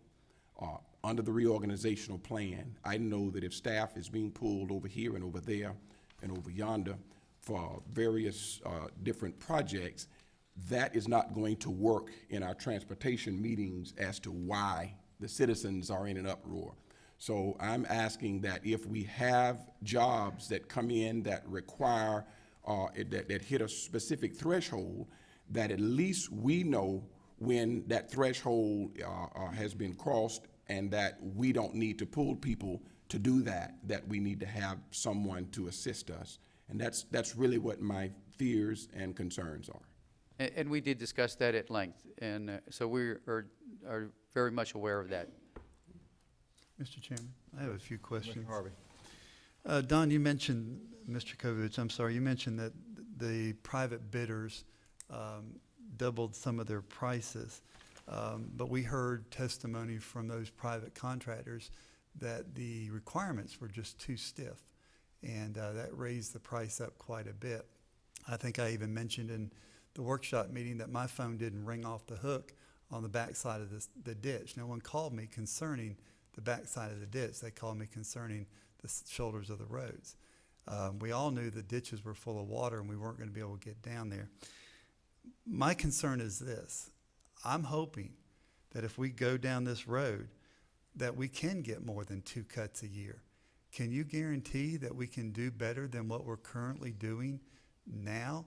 I mean, because we held the contractor. We said 4 times a year, and we cut him back to 2. And that was our fault. So tell me, what's your plan to guarantee that I can see 4 times a year? Or will I see 4 times a year? Yes, we will see 4 times, and we expect our county employees to do the front sides, the road sides, the back sides of the ditch, things that were not being done by the contractors. And I must note that we did not cut the contractor back to 2 cycles.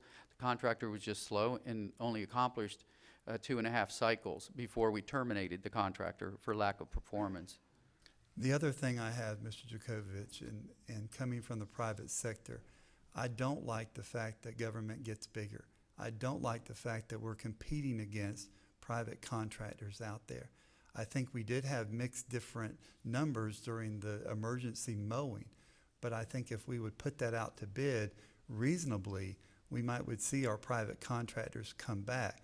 But what I hear, and I apologize, but this is what I get told, is I don't want to come back to Putnam County. I don't want to work with those people anymore. We need to create an avenue where people want to come and do work in this county. I don't want government to compete against the private sector. That's not good. And I always believe the private sector can do better than government can do. And that's my stance on that. Thank you, Mr. Chairman. That's all my questions, sir. Mr. Chairman, I just want to say that in no way, shape, form, or fashion am I against privatized services when privatized services meet the needs of the contract and the county. This boils down to affordability. Can we afford it or can't we? And so I'm listening to the administrative staff, I'm listening to public work leaders who are telling us that at this particular point at the crossroads that we are facing, that this is our best option, and it's really boiling down to affordability. And at the end of the day, either we can afford or we can't afford, and we've got to live within our means. Thank you. Mr. Chairman. Yes, Commissioner Harris. I just want to say there's that old saying that if you do the same thing over and over the same old way, you're going to get the same old results. And we saw that this year. I realize the rain contributed a lot, but the growth on the sides of the roads, our phones have been ringing off the hook, and people have been very dissatisfied, especially when school started and the school children are waiting for the bus up in weeds. And I think it's good to have a fresh aspect and an idea that your department brought forward, and I think we need to give it a try.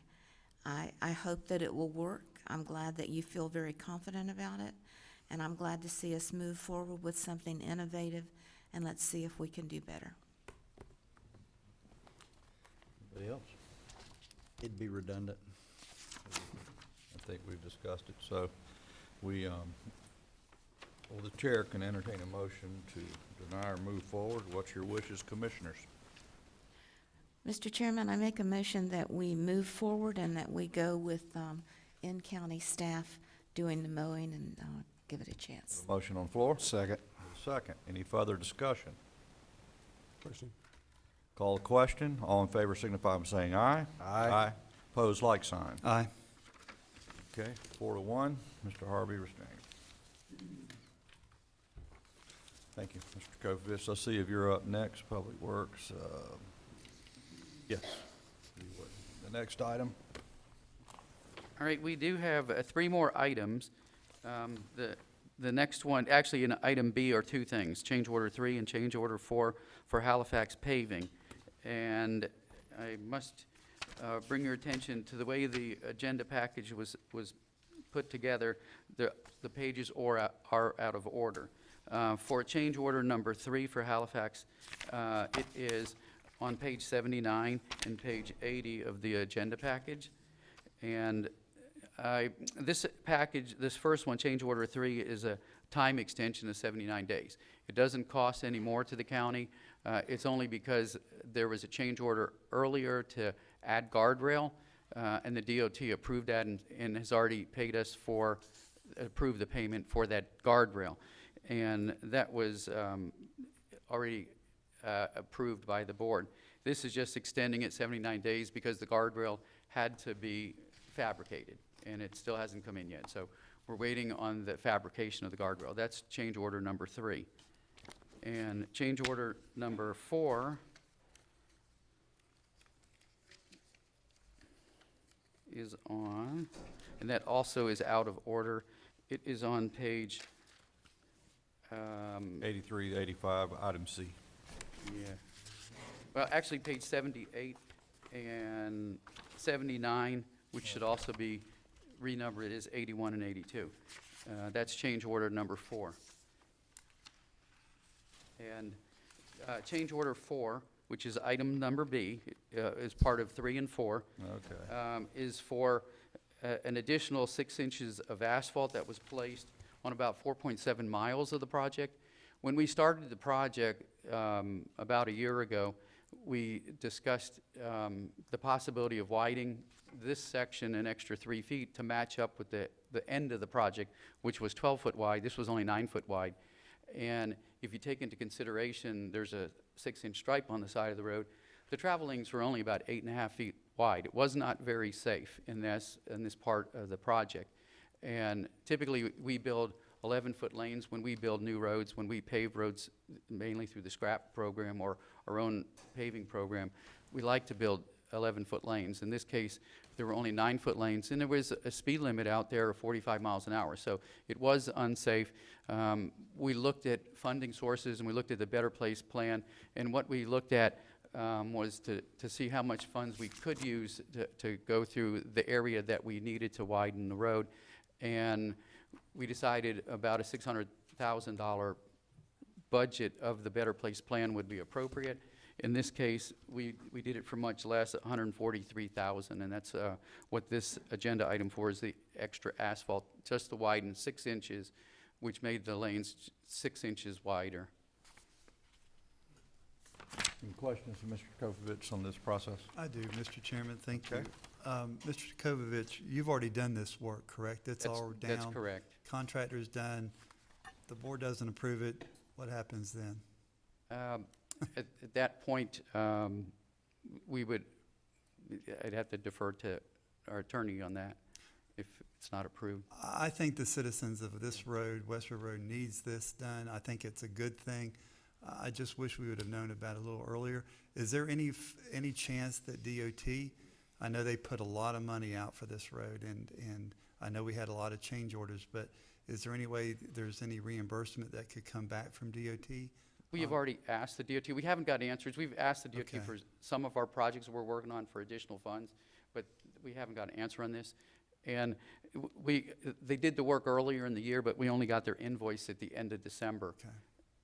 And that's the same with the next agenda item too. The invoice for the change just occurred at the end of the year. Mr. Chairman, that's all the questions I have. Thank you. Any other? So moved. Okay. Well, Second. we'll take them together. Item C. We'll go to. Okay. Now, item C, change order number 5, is on the correct page, page 83. And this occurred as the contractor was milling the road. The contractor was, the design of the road was to mill the road and then to resurface the road, to take out some of the surface inconsistencies in the road. And as the contractor was milling about a mile into the project, he came into an area that we did not discover, even through coring the road, because you can core one place and 3 feet away from the core, you can have an entirely different road.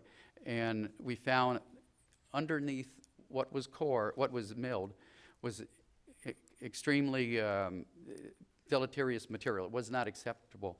It was black. It was a lot of emulsion had been mixed in with it as it was made, and it was not suitable to put another layer on top to act as a base. So we stopped the milling, and from that point on, we just added more asphalt on top of it because we wanted to make sure we had a firm road surface. We did not want it to break through. And had we milled the good road surface off of it and used what that black material was underneath it, it would not have supported the traffic. And the extra asphalt for that came to a price of $126,432. And that extra asphalt, I mean, in your opinion, that's better than a top-notch road base that you would normally use, isn't it? Right. Using the It's existing an unorthodox way of doing it, but it's Right. very, very good. Right. Okay. I don't think you had much of a choice there. All right, questions for Mr. Kokavich? Mr. Chairman, I'd like to move approval for items B and C. Okay. Items B and C. Have a second. A second. Any further discussion? Hearing none, all in favor signify by saying aye. Aye. Opposed, like sign. Thank you. Mr. Thank you. Chairman, before Mr. Jacobitz leaves us, could we get an update on the FEMA work being done on 309C and when a completion date could be. I'm getting a lot of calls about that. That's a real Front page inconvenience. news today. Yes. I hadn't read this morning's paper. And I'm going to defer to Mike if there's anything different than what I said in the newspaper. We're waiting for that, the punch list from the consultant. I don't think did we get it yet? No, we're still waiting on the punch list. But the contractor knows what he didn't finish, and over the holidays, he did some work. And the contractor accomplished a lot of things that would have been on the punch list. At this point, we're just waiting, I think, and I haven't inspected the job. Only one thing I noticed was a guardrail missing, and he had to fabricate some guardrails. So that may be the only thing on the punch list. He did tell us before Christmas that once he got the punch list, he thought he'd be done in 2 weeks. Which is 5 months ahead of schedule. That's correct. So our constituents don't, they're annoyed at the construction, but it was scheduled to be a year-long process. Right, when we And we were way ahead. began. Okay. Mr. Chairman, yeah. Yes. Mr. Jacobovich, as you know, we've been out there, and you sent me an email concerned with some of your concerns, and I read the paper today, but you said the concern that you had was the contractors etching in the road with some material that you didn't know what that was, that would tear up the road. You sent me an email concerning that. What that was, what I was explaining was, on the sides of the roads, because people had been driving on and off the roads, they had destroyed edge marks of the road. Some of it came apart. And I believe the contractors fixed all of those areas already, because I've seen patches on the road. Your email referred to some chemical that you didn't know what they had used. And yeah, that was also found on the road. I think that place was fixed, where there was a spot. But Okay. if not, that would show up in the punch list. Okay. So the punch list is supposed to be here this week. I believe so. Is right? Because that's the email you have sent me, that Yes. the deadline is this week that we get the punch line from the contractor. Thank you, Mike.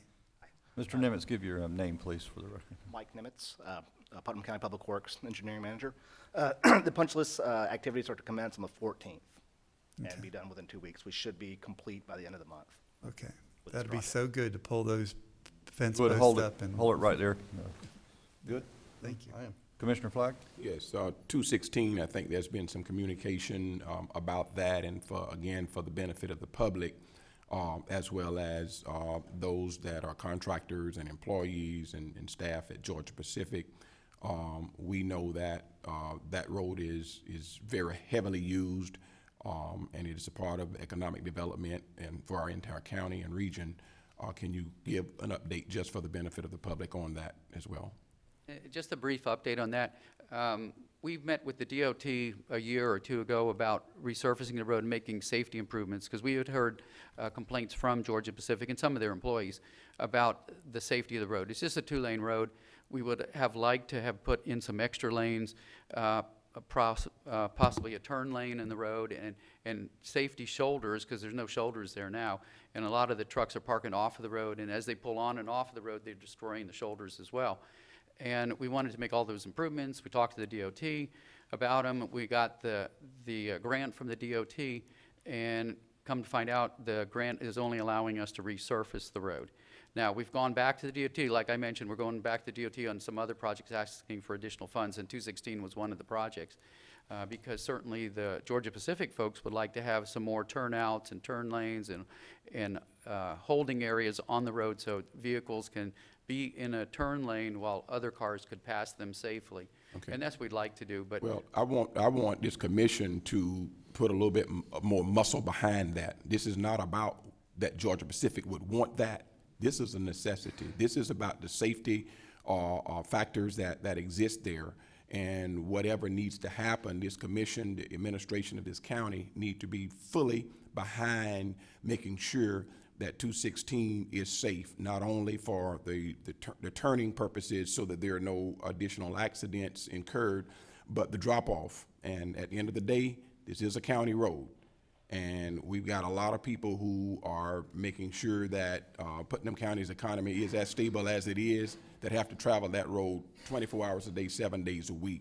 And so I want to make sure that we as a commission, and then, of course, our chair is a part of transportation committees in the region and all of those things, but whatever we need to do legislatively to help the DOT to understand how important this issue is, because it doesn't make sense to piecemeal it. We've got to have a plan to make sure that this is priority and that it is moved forward. And so we don't want just Public Works Department making a telephone call and it's going back and forth. It needs to be on our level. No. That's right. Commissioner Actually- Flagg, go ahead, if I could just make a statement to him, then Commissioner Harris. I've asked Georgia Pacific to attend our transportation workshop at the end of this month. I think Mr. Terry Hadaway will be in attendance, and there we will further coordinate Right. our efforts and possibly employ some additional lobbying through Georgia Pacific. And I'd like to remind everybody that that road is part of our intermodal transportation, where we take in our airport, and it's all to do with economic development.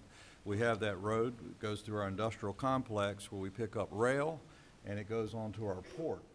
So we have three modes of transportation there that are very, very important when it comes to moving goods and services and creating jobs for our community. So it is a priority. It will be discussed. Commissioner Harris, thank you for letting me jump ahead. Well, sure.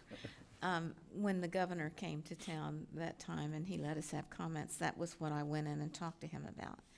And he understood explicitly about what it was we needed and that it affected jobs and keeping the industries that we have.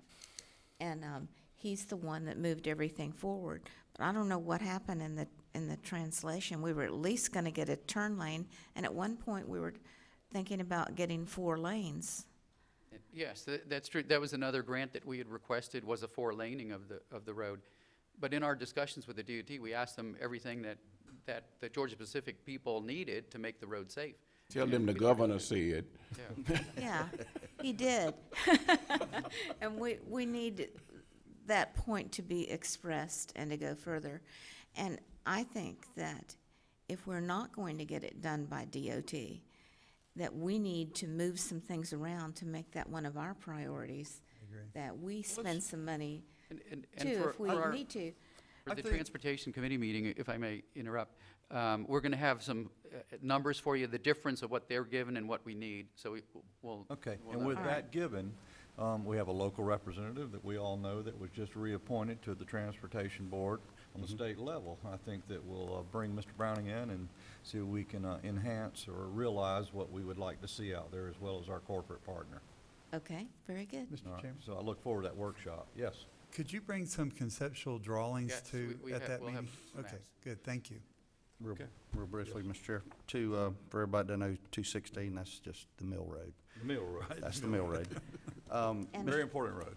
Mr. Jacobitz, on the northeast end of that road, next to 17, that is I don't know why they do it, but they do it, but a lot of big truck traffic, they park there on the side of the roads. I don't know if they take a nap or what they do, but anyhow, that road is, those sides are really bad shape.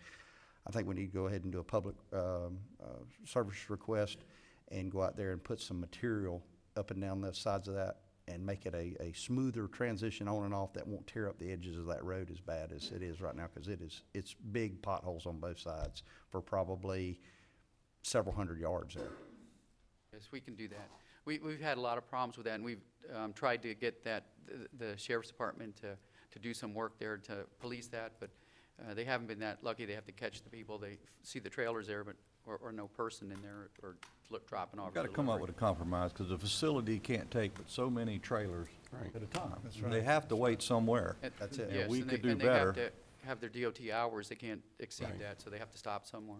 That could be something that's discussed with GP at the transportation Absolutely. meeting, because, again, it's not, quote, a finger pointing contest need to happen, need to be some accommodations. is That's what- right. Commissioner Harris, thank you. Okay, I just wanted to mention that I just heard today that the Terry Hadaway is leaving, and that there's a lady who's coming in who's going to fill that position. So we need to be sure that we invite her. And by the way, that was one of the first questions she asked, was about that road and what was happening. So we just need to Okay. make sure we make that Thank you connection. for that. That's very important. Absolutely. Okay, Mr. Kopovich, I think that's it right there. All right, thank you. Mr. Sammons, Code Enforcement. How are you, sir? And Happy New Year to you. Okay.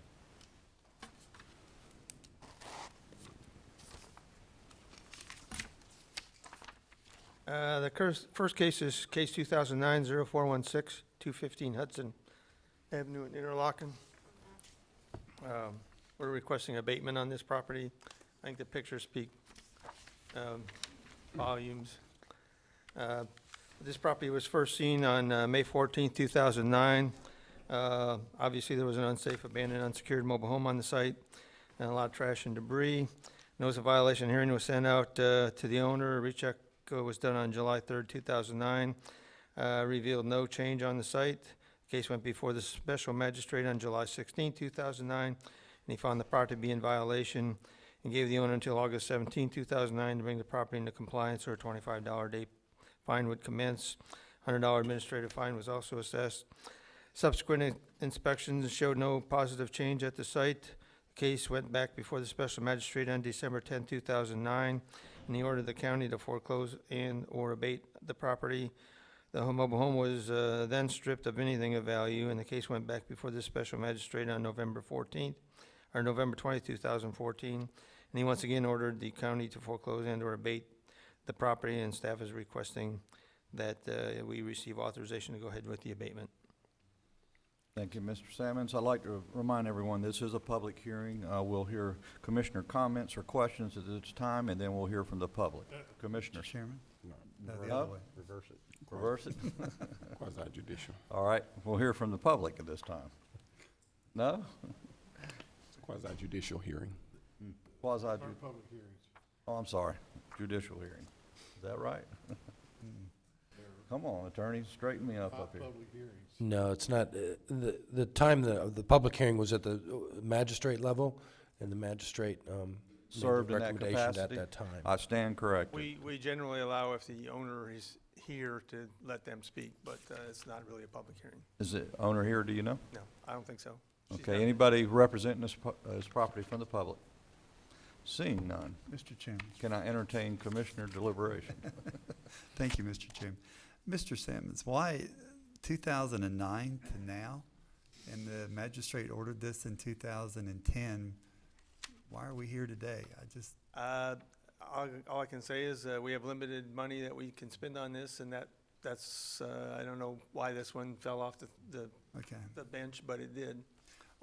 I guess the question more leads to this. Once we say that we want to abate a piece of property, I'm sure it goes into a list of priorities according to funding. Right. So really we should, as this thing pops up, we should abate it. It should never come back up before us ever again. No, okay. Okay. Here comes your funding source. Here you come. Good afternoon, Commissioners, or good morning. Good morning. The basic issue here is we do have a lot of these things that may have been approved in the past. Right. As you all know at this point, sometimes the due process drags on with these kinds of cases. Many times we have foreclosures, we have bankruptcies, things that drag these things out a long time. We have tax deed sales, we have changes of owners. So they get drug out. We get to them as quickly as we can.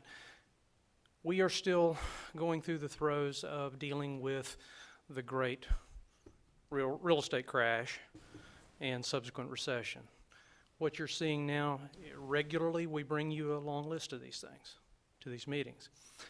We're still seeing the outfall from those events and are still trying to clean them up as we can find the nickels and dimes in our budgets to do so. So again, if these things drag on a little bit, we do have to, well, there are typically changes of ownership, and if there are changes of ownership, we have to give proper notice to the new owners, give them a fair shot at fixing it. So these things do drag out. And if it drags out too far, we will typically come back and make sure that the board is aware of what we're doing, and if it's been a long time, we'll request the approval of the abatement again. We have done that on a variety of them. Fortunately, we're getting to them faster than we may have in the past. But again, we've been finding enough money to keep that going. Thank you. Mr. Chairman, I'd Yes. like to make a motion if it's a proper time. Second. Okay, motion and second on the floor. Further discussion? Hearing none, all in favor of item A, case 2009-0416, signify by saying aye. Aye. Opposed, like sign. He carries. Okay, Mr. Sammons. And thank you, council, for straightening me out. Second case is 2013-0359, 105 Basin Drive in Palaca. This, we don't have any really good pictures of this, but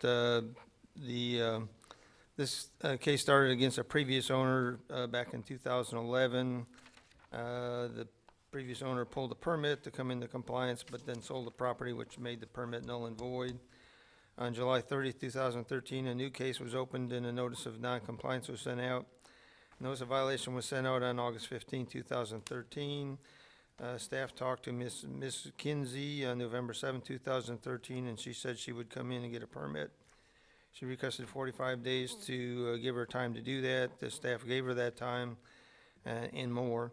On July 29, 2014, or January 29, 2014, excuse me, an inspection was done and nothing had changed. A notice of hearing was sent out on January 30th, 2014. The case went before the special magistrate on April 17, 2014, and he found the property to be in violation and gave the owner until June 2nd, 2014 to bring the property into compliance, or a $25 a day fine would commence. A $100 administrative fee was also assessed. Nothing happens, and the case went before the special magistrate on July 17th, 2014, and he ordered the fine to be recorded. Nothing continued to happen. The case went before the special magistrate again on August 16th of 2015, and he ordered the county to foreclose and or abate on the property. Nothing has happened since, other than drug people have been getting in the house, according to the neighbors. Staff is requesting authority to proceed with abatement. Mr. Chairman, I so move that we concur with the order of the special magistrate and authorize abatement of the property case number 2013-0359. Second. Okay, we have a motion and a second. Mr. Sammons, is there anybody representing this property? I don't believe so. They've not shown up. I did talk to the neighbor whose sister did own the property, and he is excited that we're going to take it down because it's been such a problem in the neighborhood, and then he wants to buy it after that. So, Let's say no more. Okay. Question. Call the question. All in favor signify by saying aye. Aye. Opposed, like sign. Carries. Thank you, sir. next case is 2008-0065, 104 Tangerine. This property was first seen by code enforcement on February 1st, 2008. There was an abandoned mobile home on the property which was open and accessible to the public. A notice of violation and hearing was sent out on February 28, 2008. Special magistrate heard the case on May 15, 2008, and found the property to be in violation and gave the property owner until August 15, 2008 to bring the property into compliance, or a $25 a day fine would commence. $100 administrative fee was also assessed. There were no changes on the site over the next several months. A notice of hearing regarding foreclosure and abatement was sent out on October 19, 2009. The special magistrate heard that case again on December 10, 2009, and once again ordered foreclosure and abatement. Staff heard from some people who were interested in buying the property and discussed the fine reduction process. The company of Verona V LLC purchased the property in 2013. We sent notice to them of the issues that were connected with the site. Another notice was of hearing regarding abatement and foreclosure was sent out on October 1st, 2014, because the limited liability corporation said they buy them and they sell them, they don't fix them. And the case went back before the special magistrate on October 16, 2014, and he once again ordered foreclosure, ordered the county to foreclose or abate the property. On April 28, 2015, another new owner contacted staff and wanted to know how long they had to bring the property into compliance before the county proceeded with abatement. There had been some things done on the property. New windows and doors have been installed. Sadly, no permits. That's the property before, and my picture that I had showing the windows and stuff have been put in. There's likely been done inside because it looks like they're living in it.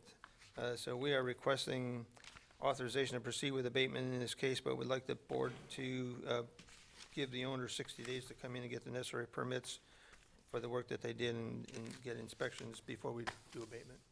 So moved. Okay. Motion on the floor. Anybody representing the property? Entertain a second. Second. Can I get some clarification? What, if the motion passes and there's an abatement order with the owner given 60 days to get the permits for the windows, if they comply and get the permits, what happens? Once he gets the permits and we get the final on the thing, if he gets the permits, the 60 days will monitor. As long as he's making progress to get the permit finalized out, then we'll work with them. If they chose not to, then we would basically abate the property. So the actual abatement order would not be in effect until 60 days? Right. If they don't comply? Right. Is that kosher? Yes. Okay. Questions? Okay, call the question. All in favor signify by saying aye. Aye. Opposed, like sign, it carries. Next case is 2012-0510, 114 Gaskin in Palaca. On July 16, 2012, had received a call from the Department of Child and Family concerning the living conditions at this location. A 7-day notice to inspect was sent out on July 17th. The owner called and declined to allow staff to inspect the property. On August 3rd, 2012, I had a mistake. That says 2013 on your agenda item, but it's really 2012. Renee McCullough allowed an interior inspection. There were numerous health and safety issues, and the mobile home was deemed unsafe. Notice of violation was sent out on August 3rd, 2012. Nothing happened. On February 18, 2013, a notice of hearing was sent out. Mr. McCullough called and indicated he could not be present at the April 18, 2013 hearing and asked for time. Staff gave him some more time. Another notice of hearing was sent out on July 9, 2013. The special magistrate heard the case on October 17, 2013, and he found the property to be in violation and gave the owner until January 16, 2014 to bring the property into compliance. A $100 administrative fee was also assessed. A demolition permit was obtained on January 10, 2014. Site inspection on January 29, 2014 showed some effort regarding demolition had begun. Efforts towards compliance stalled. The special magistrate heard the case again on March 20th, 2014. He ordered the lien to be recorded. Notice of hearing was regarding possible abatement and foreclosure was sent on August 4th, 2014. There were significant staff changes at the time, and the hearing to consider the foreclosure and abatement ended up not going forward, and we sent out a new one for May 22nd, 2015. At the time, the hearing, the special measure ordered property to be abated or foreclosed upon. Nothing has happened since, and staff is requesting that we abate this property. Okay, questions, Yeah. Mr. Sam, or anybody? I do. Yes. Okay. Commissioner Harris. Mr. Sammons, I was looking at the pictures. Yep. And the base structure in the pictures looks really good. And it looks like the addition was never completed. And they had a metal box from Waste Pro to put things in like they were doing things. So the They haven't been doing inside is anything, but terrible. yeah, it is a structure that if somebody wanted to spend the time and money, could fix it up.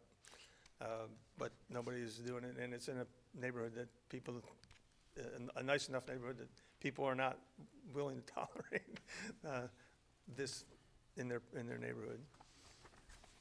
And in your notes, you say the demolition has begun on it, too. Right, they started it and then they stopped. Have they compromised the structure, in your opinion? I don't think they've compromised the structure badly enough, but it's not There you go, imminent to fall Commissioner down. Harris. What? You can invest in it. Oh, I hope someone will and realize that it sure looks salvageable from what we can see. And maybe the addition needs to be removed, but the base structure looks pretty good. We're gonna give them about 5 minutes. Anybody representing the property? No. I've not had any contact with anybody.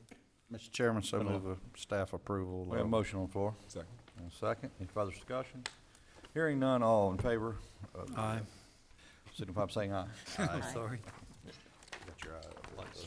All right. Thank you, Mr. Sammons. Anything else? This case, I talked to Ms. Bragdon yesterday. She says that she has enlisted the help of Jim Melfi from Habitat for Humanity to help her get the permit. She's asked if I could give her more time to get the permit so she can start working on it. She doesn't want to lose her house. So I told her that I would ask you to continue this till February 23rd, 2016, to allow her for time to obtain the permit and start doing the work. What was the year again? It started? 2016. Well, it started in 12. 2010. This, staff has spent a lot of time with this lady. She's had problems understanding what she needs to do, and is trying to do it herself when she's not really capable. But with Mr. Malfi's help, maybe she'll get there. What was the date that you'd like to postpone this to, sir? February 23rd, 2016, which is your second meeting, I believe. Mr. Chairman, I move approval to February 23rd, 2015. Second. Second. Any further discussion? Question. Hearing none, all in favor signify by saying aye. Aye. Opposed, like sign. Thank you, Mr. Simmons. Thank you. Okay. Next on the agenda, Planning and Development Services. We're going to bring up Mr. Brown from Planning and Development. Good morning, sir. Good morning. Mike Brown, Planning and Development If Services. if I could butt in just before you get started, the reminder that this is the public hearing. This is a so, hearing. Ex parte communications would It's been a while would since apply. I chaired a meeting. I got it. Real quickly, this is TA 15-001, and as you recall, staff brought this before you in November, and you adopted it. Subsequent to that adoption, staff realized that we had failed to include in that adoption an amendment to policy H571 of the comp plan in the capital improvements element. And rather than, at that time, transmit, that would have made, what it would have done is made our comp plan internally inconsistent, because we had changed the level of service in the transportation element. We had a similar policy in the capital improvements element. And rather than transmit at that time the ordinance to DEO, and they would have made a finding of internal inconsistency and would have started the process of challenging our approval, staff held back on that transmittal and bringing it back to you today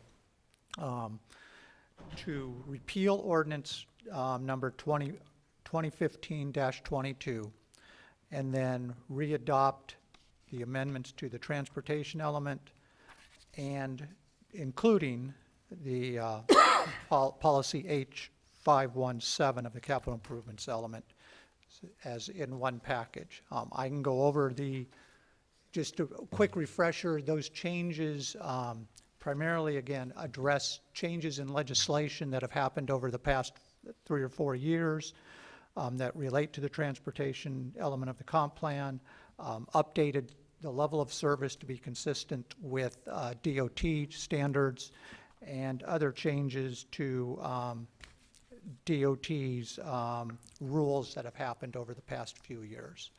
I can go into detail on that, but you did approve everything in November, or adopt it in November. This is, in essence, the exact same with the inclusion of that one policy in the capital improvements element. I don't know if that's clear as mud or not. But Oh, it is. Mr. Brown? Yes. Thank you, Mr. Chairman. The only concern I have is on the capital improvement spreadsheet that's in here. We go back to 2013, 14, and Right. then we go forward from there. Did we meet all the objectives on those items inside that capital? I believe we did, again, I don't know, I am pretty confident we did meet all those, and we need to update that, table, and we will, because we're gonna do the capital improvements element, we were gonna do all that all at once, but I needed to just bring this forward because it was tied to that. Well, I just didn't want transportation. anybody to say, well, we didn't spend the X amount of dollars when we said we did, and now this is the gospel according to Putnam County, if you will. Well, So, well, we do have, and it's not, you're correct, we do have a policy in the capital improvements, and it's a change in the legislature, that really when the county adopts their capital improvements element, or not capital improvements, when they adopt their budget. right. And that is the capital improvements element. What staff has failed to do is to carry that forward in that table. Right. And that was just been a failure on staff, and we're going to bring that forward. But the gospel is really the budget as that was adopted last year. All right, thank you. Mr. Chairman, that's the only question I had. Okay, any other questions for Mr. Brown? Comments? If not, we'll open the hearing up to the public. Any public comment at this time? Seeing none, we'll close the public hearing, and we'll go back for Mr. Chairman, deliberation. Yes. I so move that we approve and authorize the recommended action of repealing ordinance number 2015-22 and adopt the changes to the newly renamed transportation element. Okay, we have a motion on the floor. Second. Second, any further discussion? Hearing none, all in favor signify by saying aye. Aye. Opposed, like sign, it carries. Thank you, Mr. Brown. Thank you, and I apologize for having to bring this back to you. Thank you, thank you.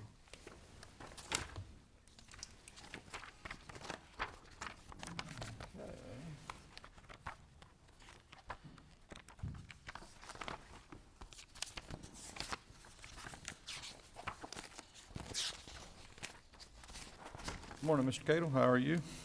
Doing well. Good morning, Commissioners. Morning. Morning.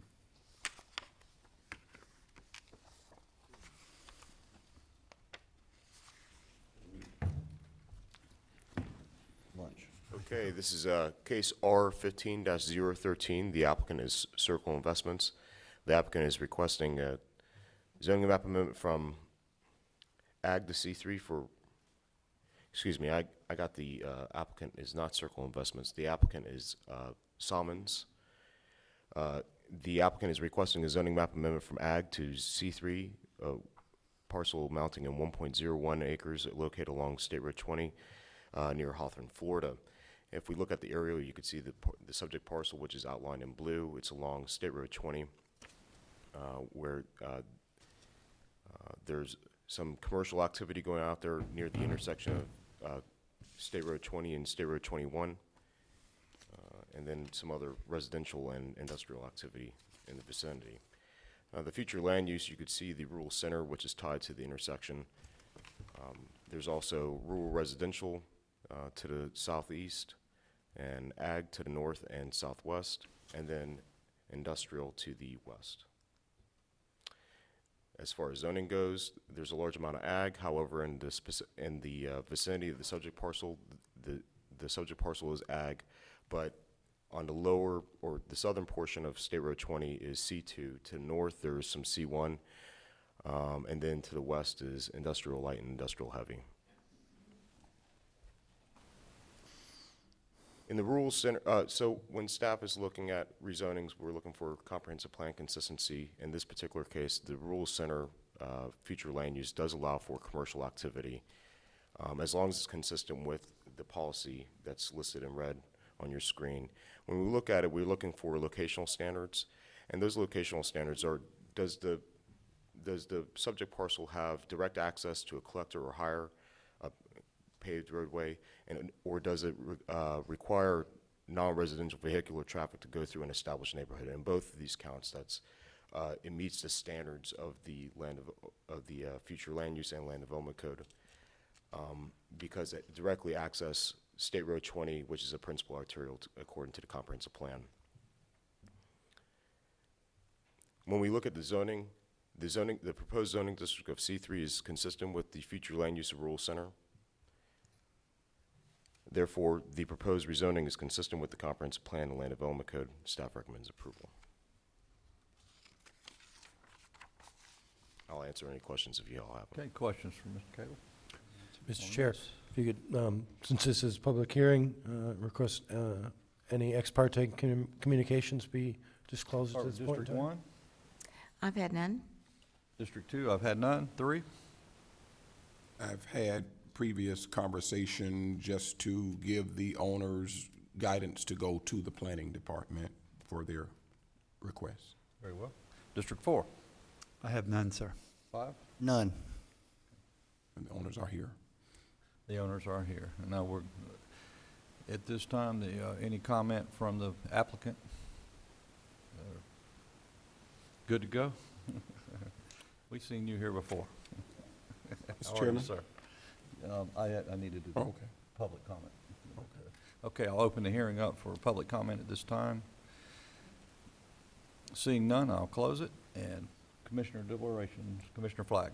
I so move that we authorize the planning commission's recommendation, approve it for the proposed zoning. Motion on the floor. Second. Got a second. Any further discussion? Hearing none, all in favor signify by saying aye. Aye. Opposed, like sign. Thank you so much. Thank you.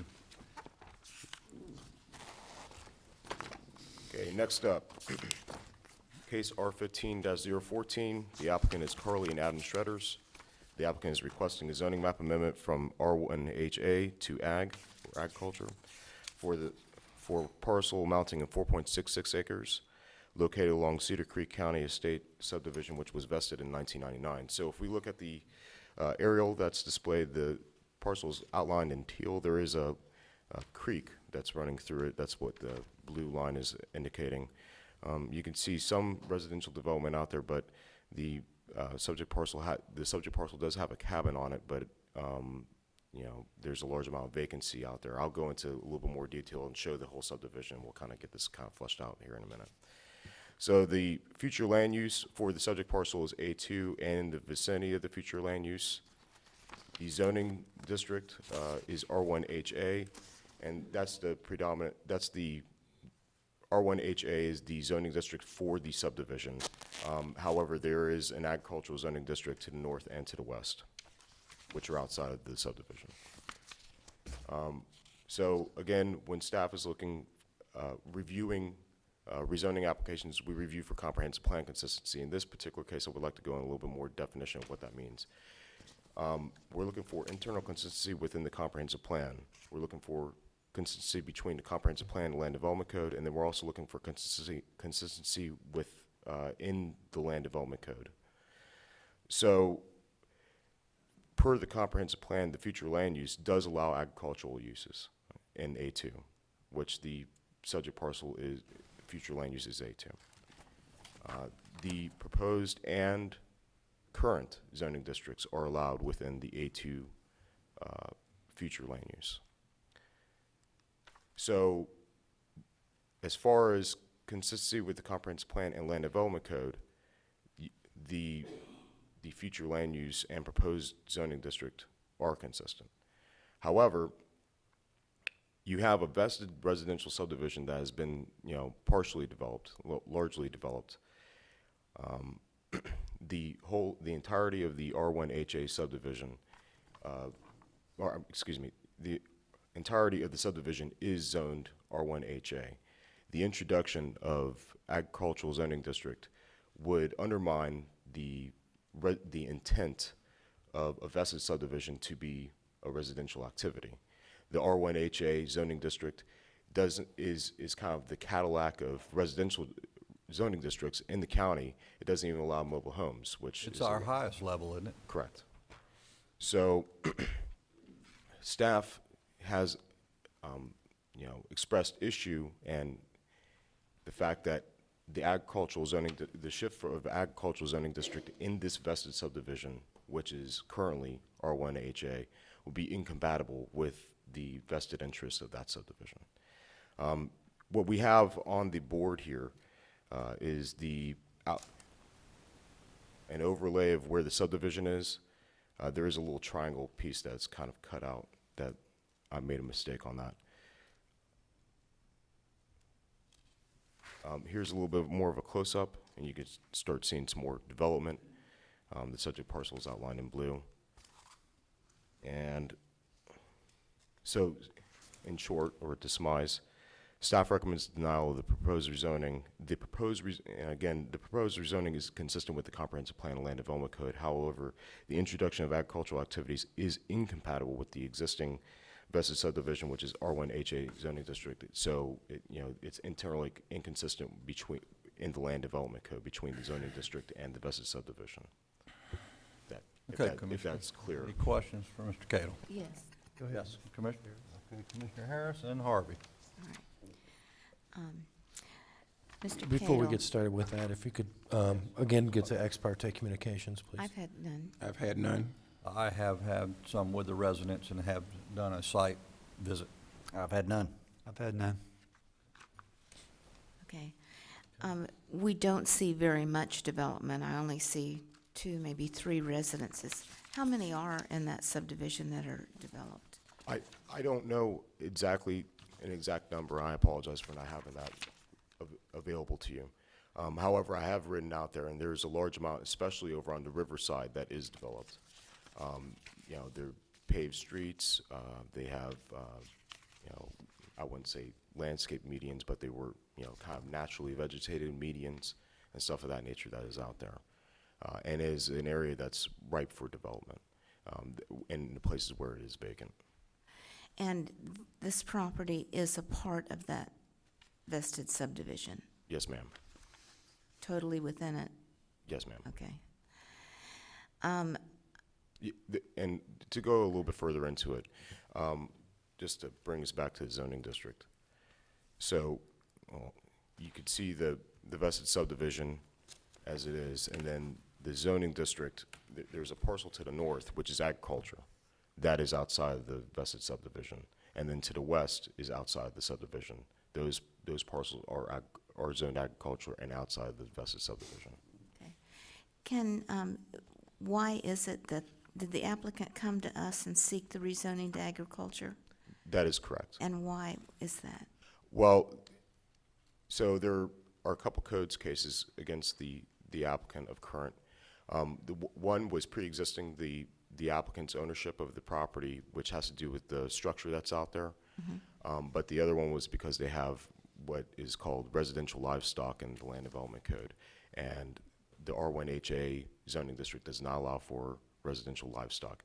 And I would like to also iterate, it doesn't allow for residential livestock even with special use permit.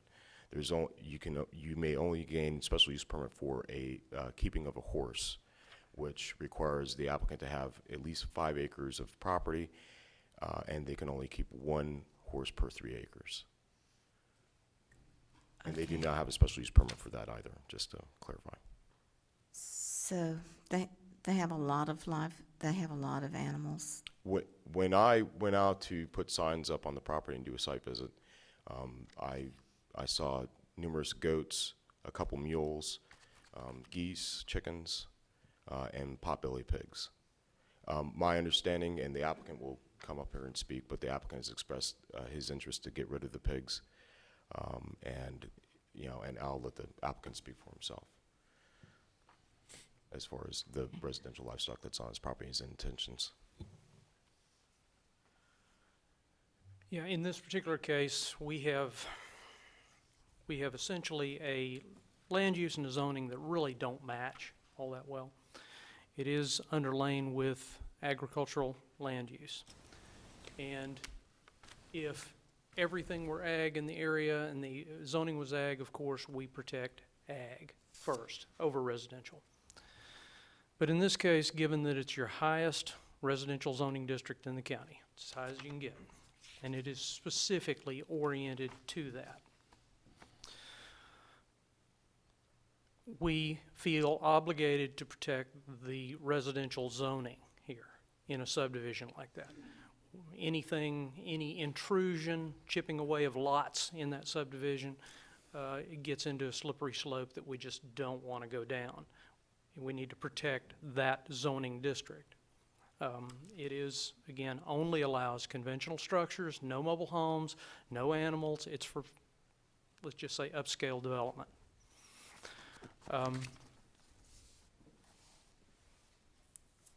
We have even talked about in the department about changing the underlying land use, doing an administrative land use change and getting the agricultural out of there, again, to protect that single-family residential district.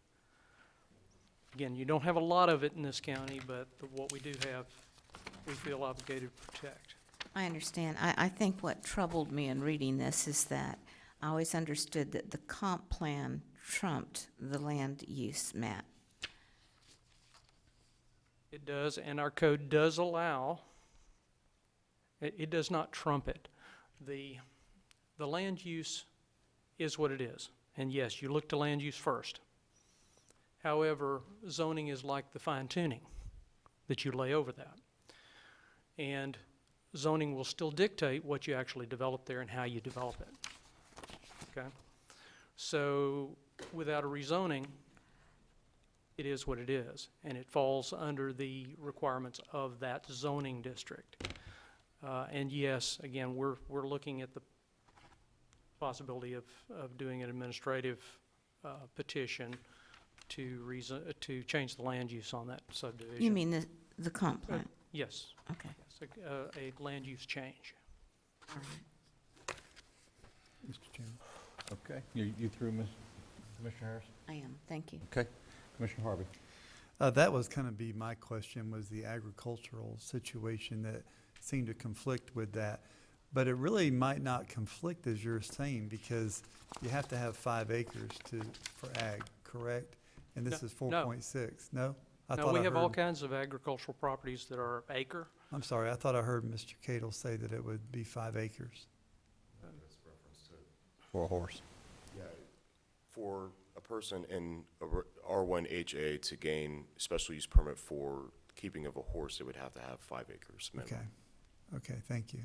So that is a little conflict that y'all need to clean up on your end then. We continually find those little things and try to clean them up. All right, thank you very much. Anybody else?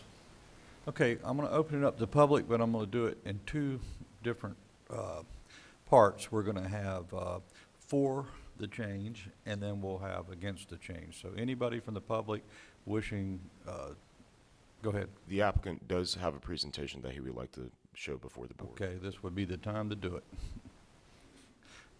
Good morning, sir. How are you?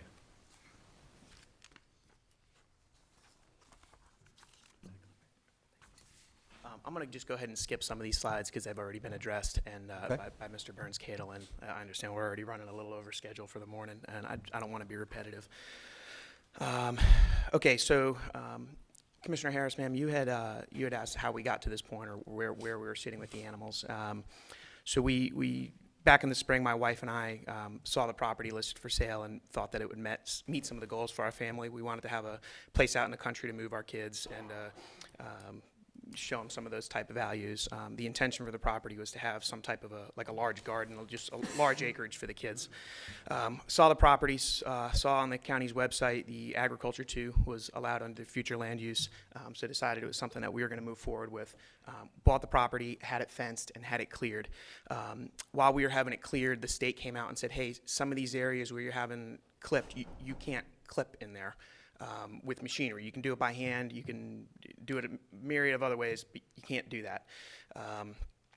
You don't want tires disturbing the soil bed. So spoke to Mr. Mark Morawski at the state, with the Department of Environmental Protection up in Jacksonville, and had brought about the idea of, hey, can we bring a couple goats out on the property to clip and eat some underbrush?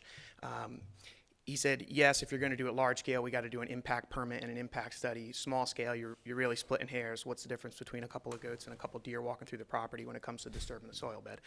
Commercial enterprise, yeah, we got to do impact studies, hire some soil and water engineers, and this is going to be a big project.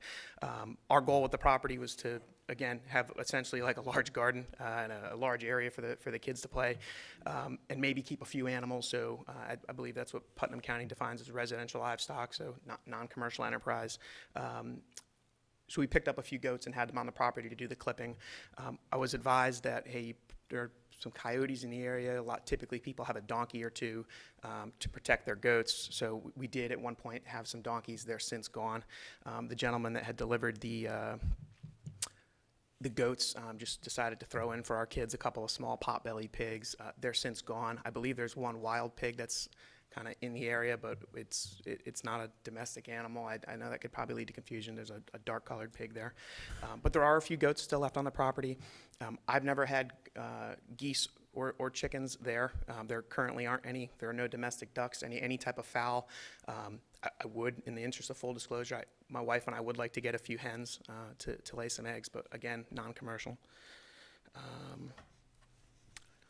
With regards to the subject property, so I understand this is in orange or overlaid in this bronze color is the vested subdivision.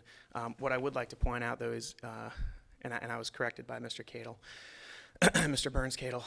So this is a vested subdivision. That being said, there's one entrance from the main road. As you drive in from the main road, there's farms on either side. As you come into the property, it gets more residential. Then as you get to the southern part of the property, it's back to agricultural. My wife and I want to move here. We want to build a house here. There's already a building pad from the previous owner. Our intention is to do that, but we truly just want to have residential livestock here. I don't think that building a very nice house and keeping 6 goats and a couple chickens is going to change the landscape of the area. During the last meeting, some of my neighbors brought up some very valid concerns about soil and water quality, about changing the property value and diminishing their property value, which I respect that. I live in a very nice neighborhood in St. Johns County, and if there was a commercial feedlot going in next door, I think I'd be pretty upset about it as well, but that's just way outside the scope of what we're looking to do. With regards to the residential livestock, there are limits placed on by the county. I believe it's 6 goats per acre. The acreage, though, is very important, in this case in particular. Needs to be on open, arable, and undeveloped, otherwise vacant land. Now, as I interpret that, we have 4.66 acres. The county has 2 acres. The parcel is essentially split. 2.6 acres are wet or just lower areas, not suitable for any type of agricultural use. The other 2 acres are the residential. Of that 2 acres, I have a half an acre of ponds. They're 2 quarter-acre ponds. So in reality, I have approximately 1 acre to do something with, where I'm not going to have a house where I don't have ponds and where there's no wetland. So I am capped at the 6 goats or a few chickens, like I'm intending. I'm really not looking to go over that. I'm not looking to change the makeup of the neighborhood.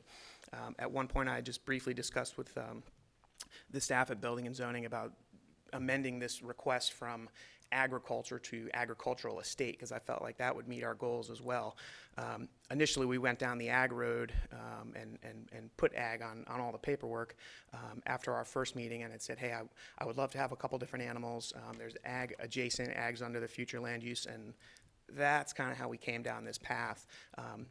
I definitely want to just reiterate, we're not looking to do high-intensity agriculture, not looking to do this commercial. If there's any other venue to do this, absolutely open. As far as mitigation and keeping a small footprint, the goats we're talking about, there are 3 adults, and one of them actually just had a baby in the last couple weeks, but they're miniature goats. The animals total on the 4 of them, 80 pounds. The donkeys that we did have were miniature. I think the Jack was about 170 pounds, and the Jenny was about 140 pounds. I mean, again, this is about as low impact as I think I can make it and still reach some of our family's goals.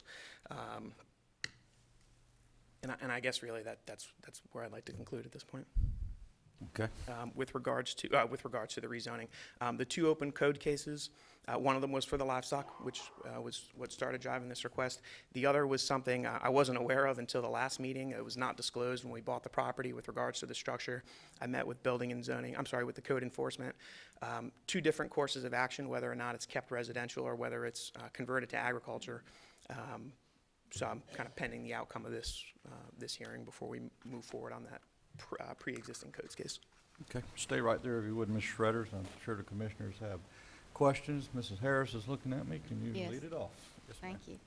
I didn't understand everything that you. I'm sorry? You said, but did I understand that it is your intent to build a house there? Yes, ma'am. And what about the existing structure? Yes, ma'am. So, on the road, maybe just with whatever the setback is, there's a foundation where there was at one point a house that has since been torn down. It was torn down before we bought it. More in the middle of the property, there's what's now being referred to as a cabin. County has it classified as a warehouse. It was a shed, essentially, that was built in the back. I believe the previous owner, and again, none of this was disclosed, so I am making some assumptions, but when the main house was demolished and torn down, he started to finish the inside of that cabin to make it like a hunting kind of a cabin. It's like a one-room structure. It's approximately 320 square feet. And that's what drove the codes case, because the county had said, hey, some of this you're doing is not up to code. It's not the way it should be. So if we're going to move here, my intent would be to use that as it's currently listed as like a warehouse or as a shed, and then build the house closer to the road on the existing foundation. All right, that explains it better. Thank you. Yes, ma'am. You good? I'm good. Any other questions? Nothing at this time. I have a couple. Mr. Shredders, why not? The intent of the subdivision is, a platted subdivision and with rules and regulations, and primarily animals were meant to be domestic animals, dogs and cats and this sort of thing. Why not live within that? Why would you want to change the makeup of this subdivision?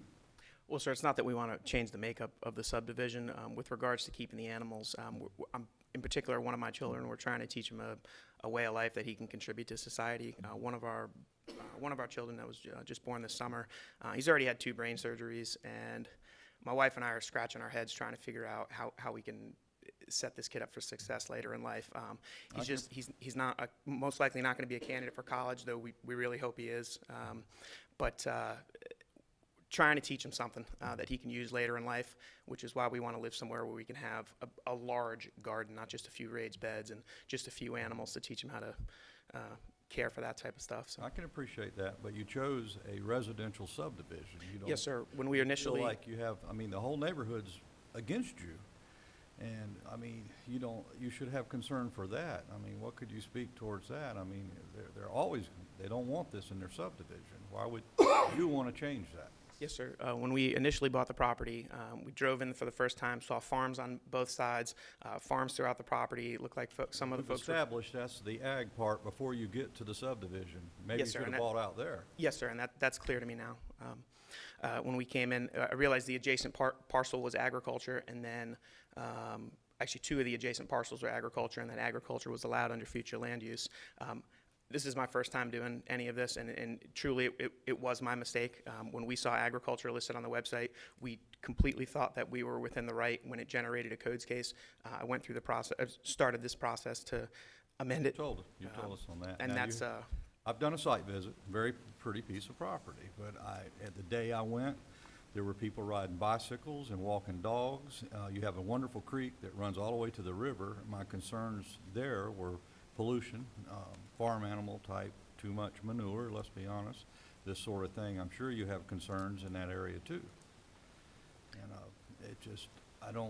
feel strongly, and I'm just gonna tell you that a farming operation, although it be hobby, is just not suitable for this. The intent to the neighborhood is what it was, and I'm having a hard time understanding why you are that persistent towards it, but you've shared some of it with me now, but still, it's my feeling. yes, sir, thank you. I don't really know how to answer that other than how I already have. We bought the parcel hoping with some goals for our family. I truly didn't realize that or appreciate the fact that 4 small goats, or what we're down to now is just a few goats, would create such a storm with the neighbors. Ever owned a goat before? No, sir. My wife grew up on a farm, but now this is new for me. They have a certain odor, shall I say. Okay. It's fine. You don't have to explain it. I just felt compelled because I've been out a few times now trying to understand your side as well as the neighbors. I really have. done my due diligence on this. So, are there any more questions? Yeah, Yes. could I ask him to clarify what animals he Sure. wants? Absolutely. What are you down to? Just tell me. Currently on the property, there are, And what you want. I want to keep the goats that I have, and let's see, well, what I don't fully understand is residential livestock, because I think it's either 6 goats or 6 chickens or 1 horse.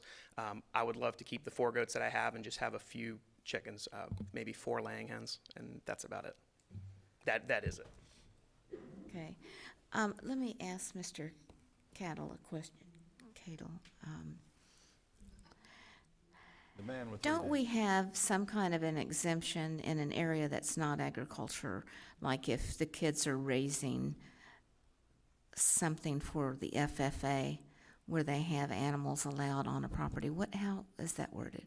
Yeah, well, I'd have to read it again specifically, but I do know that allows for, for instance, pigs are considered an intensive agricultural use, and you have to get a special use permit to be able to do that. Mm-hmm. However, there is an exception for if you're raising a pig for I think it's the fair or the. Right.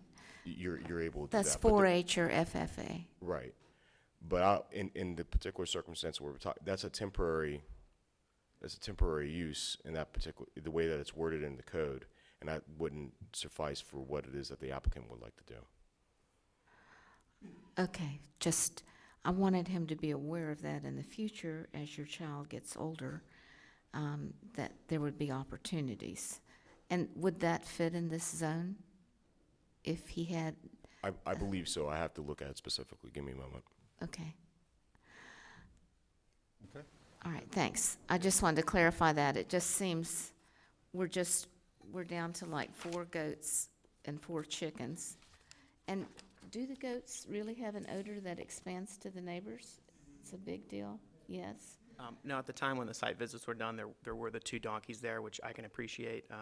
Yeah. I personally never noticed it. My wife, every time we went out, said, geez, I grew up on a farm, and this is pleasant. There isn't an odor that she noticed. Again, 80 pounds of goats total. That is much less than most of the dogs at free range in the neighborhood making a mess. The goats are kept free range on the property, and they're doing quite a bit of grazing. I think they're living about as clean as they can. I'm sorry. Well, let me just Go ahead, Commissioners. finish this. Actually, if we rezoned it to agriculture, Mr. Cadle, we could not limit them to 4 goats. They would be allowed to do whatever is allowed in ag. That is correct. On- Well, they are limited to the scale of residential livestock as is identified in Article 3. For instance, you're able to have, so if it was rezoned to agriculture or agricultural estate, they would be limited to 1 horse per acre, or 1 cow per acre, or 40 chickens per acre. So that would be kind of the case. That would be the case in the applicant's situation. Okay. Does the idea of going with ag estate make this easier and more restrictive for the neighborhood? Unfortunately, that is not a solution because residential livestock and agricultural estate zoning districts is the same. Okay. And just to clarify, if the request were changed to rezoning to ag estate, they would need to start from the beginning and be re-advertised and give the public an opportunity to comment on that particular zoning request. So this is limited to ag in this request. Now, the applicant could withdraw and reapply to begin that process again. But if Although once a determination is made today, that would not be an option again for, I believe it's 2 years, so. Okay, Mr. Shredder, thank you, and we're going to hear from the other side at this point. Thank you for your time, and to my neighbors, I do want to put this out. This is only really the second time that I've really met most of my neighbors. The first time was at the first hearing. I understand, and I would like to make it as part of the record. I understand this has aggravated some of the folks. None of them, very few of them have spoke to me. One or two of them came after the previous meeting and introduced themselves. My number's been posted on the fence. All this could have took was a phone call. We were not trying to make any waves. We're just trying to do right by our children, and thank you for your time. Okay, thank you, sir. If I could make a correction, that would be 1 or 12 months for reapplication, not 2 years. I think that's what I wanted to know, Mr. Counsel, is if it's turned down or one way or the other, he could apply again, but he have to wait 12 months, is what you're saying? 12 months, correct. As he withdraw. Unless he Withdraws. withdraws the application before determination is made today. Okay, before it's Okay. made. Okay, thank you. All right, from the neighborhood opposing, yes, ma'am, please come up, and each one of you, you state your name and your address for our record, if you would, please, and then go into your... Mr. Chairman, before the first speaker speak, as a point of order, if they're going to repeat what the previous one said, if they'll just make it known that they're in agreement with the previous person, that'll make us more efficient. Commissioner Flagg's getting hungry. Let's go. I'm kidding, that was a joke. We're here as long as it takes. Let the record reflect that was a joke, right? Hi, my name is Carolyn Frazier. I live at 166 Pioneer Trail. I do not live adjacent to the property in question. However, I pass it at least 3 times, sometimes 4 times a week. So I have seen the animals that have been brought up. One thing I wanted to clarify for Ms. Harris is that there are approximately 50 families that live out in that subdivision. We have children who ride the bus, children who go to kindergarten, and yes, we are surrounded by agriculture and the river. So, you know, there are 3 subdivisions out there, 2 of which are residential, and 1 is agriculture. So that kind of is why we're surrounded by the agriculture. The gentleman who spoke at the previous zoning board meeting is not here, as that I know, because I don't know him personally. And I'm afraid I don't, I don't know a lot about him, because he's kind of new to the neighborhood and lives on the other side of the neighborhood from us. But he presented the fact that the applicant's property did not meet the DEP regulations for water runoff. Even though he has acreage and he has 2 ponds, there's some requirement for contiguous, clear property because of runoff into the stream that runs through the property, as well as any kind of pollution that could come from feeding areas. Because when animals feed, they tend to get rid of what they previously ate in the same area. So those are concerns that I think should also be mentioned. I'm sorry I don't have more detail on that, but it is, I'm sure, in the meetings of the previous zoning board meeting. Yeah. You have it? Okay, thank you. It doesn't affect me personally as far as my quality of life. However, there have been other neighbors who have attempted to have various fowl, one of whom at one point lived next door to me. That got resolved between us. So based on the rezoning, or I'm sorry, based on the zoning regulations. So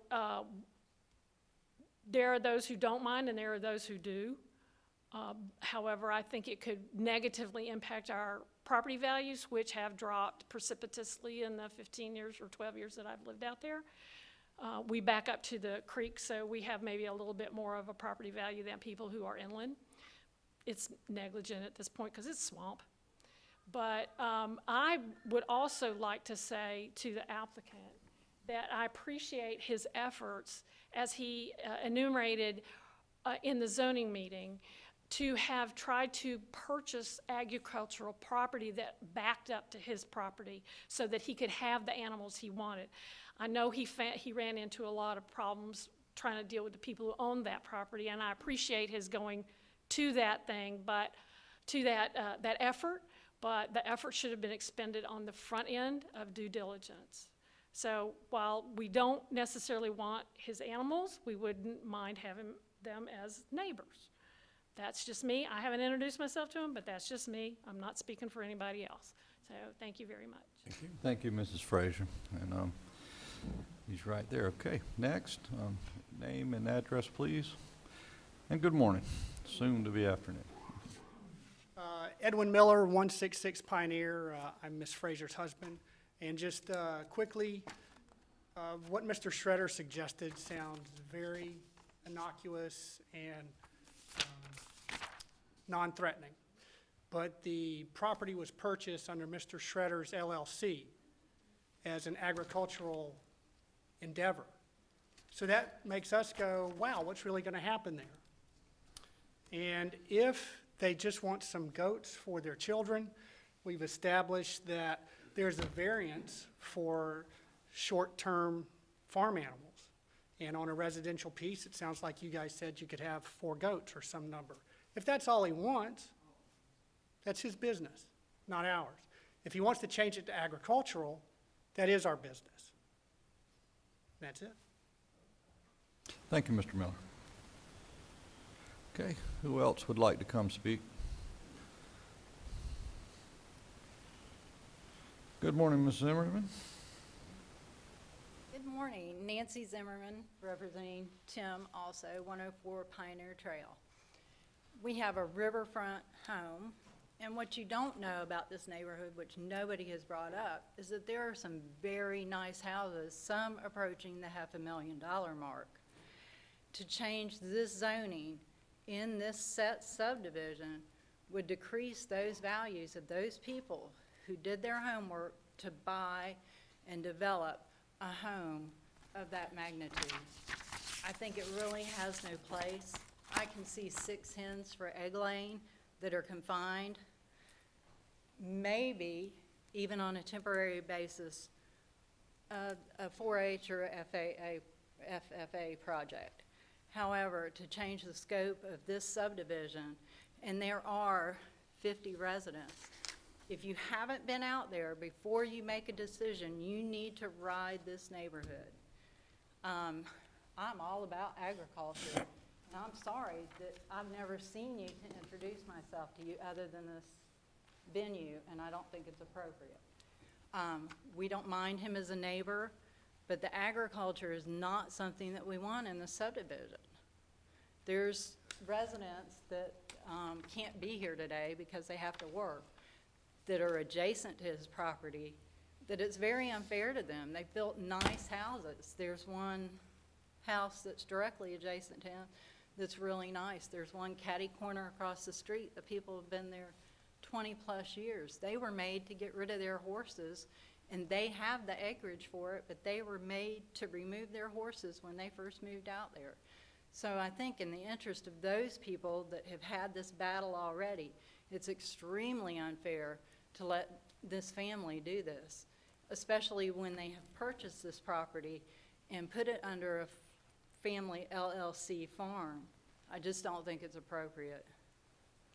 Thank you, Ms. Zimmer. Anyone else from the neighborhood? Good morning, sir. Sherman Phillips, 111 River Shores Road. Basically, what I'd like to say is to remind everyone that if this is approved, I have vacant lots on either side of me. Y'all approve this, you've set a precedence. A little closer to your mic, Mr. Phillips. Okay, you set You a can pull it up. precedence as to what others that may want to come in to our residential subdivision and create another little farm. So that's basically what my concern is that we've lost the integrity of the residential status, and now you'll wind up with several lots out there that could be by people coming before you and petitioning to have it rezoned to agriculture. So now we've got an issue. And so that's the only thing that I would like to say about it, is that if you approve the rezoning, you set a precedence. Thank you, Mr. Phillips. Thank you for your comments this morning. Anyone else from the public? Good morning, sir. Good morning.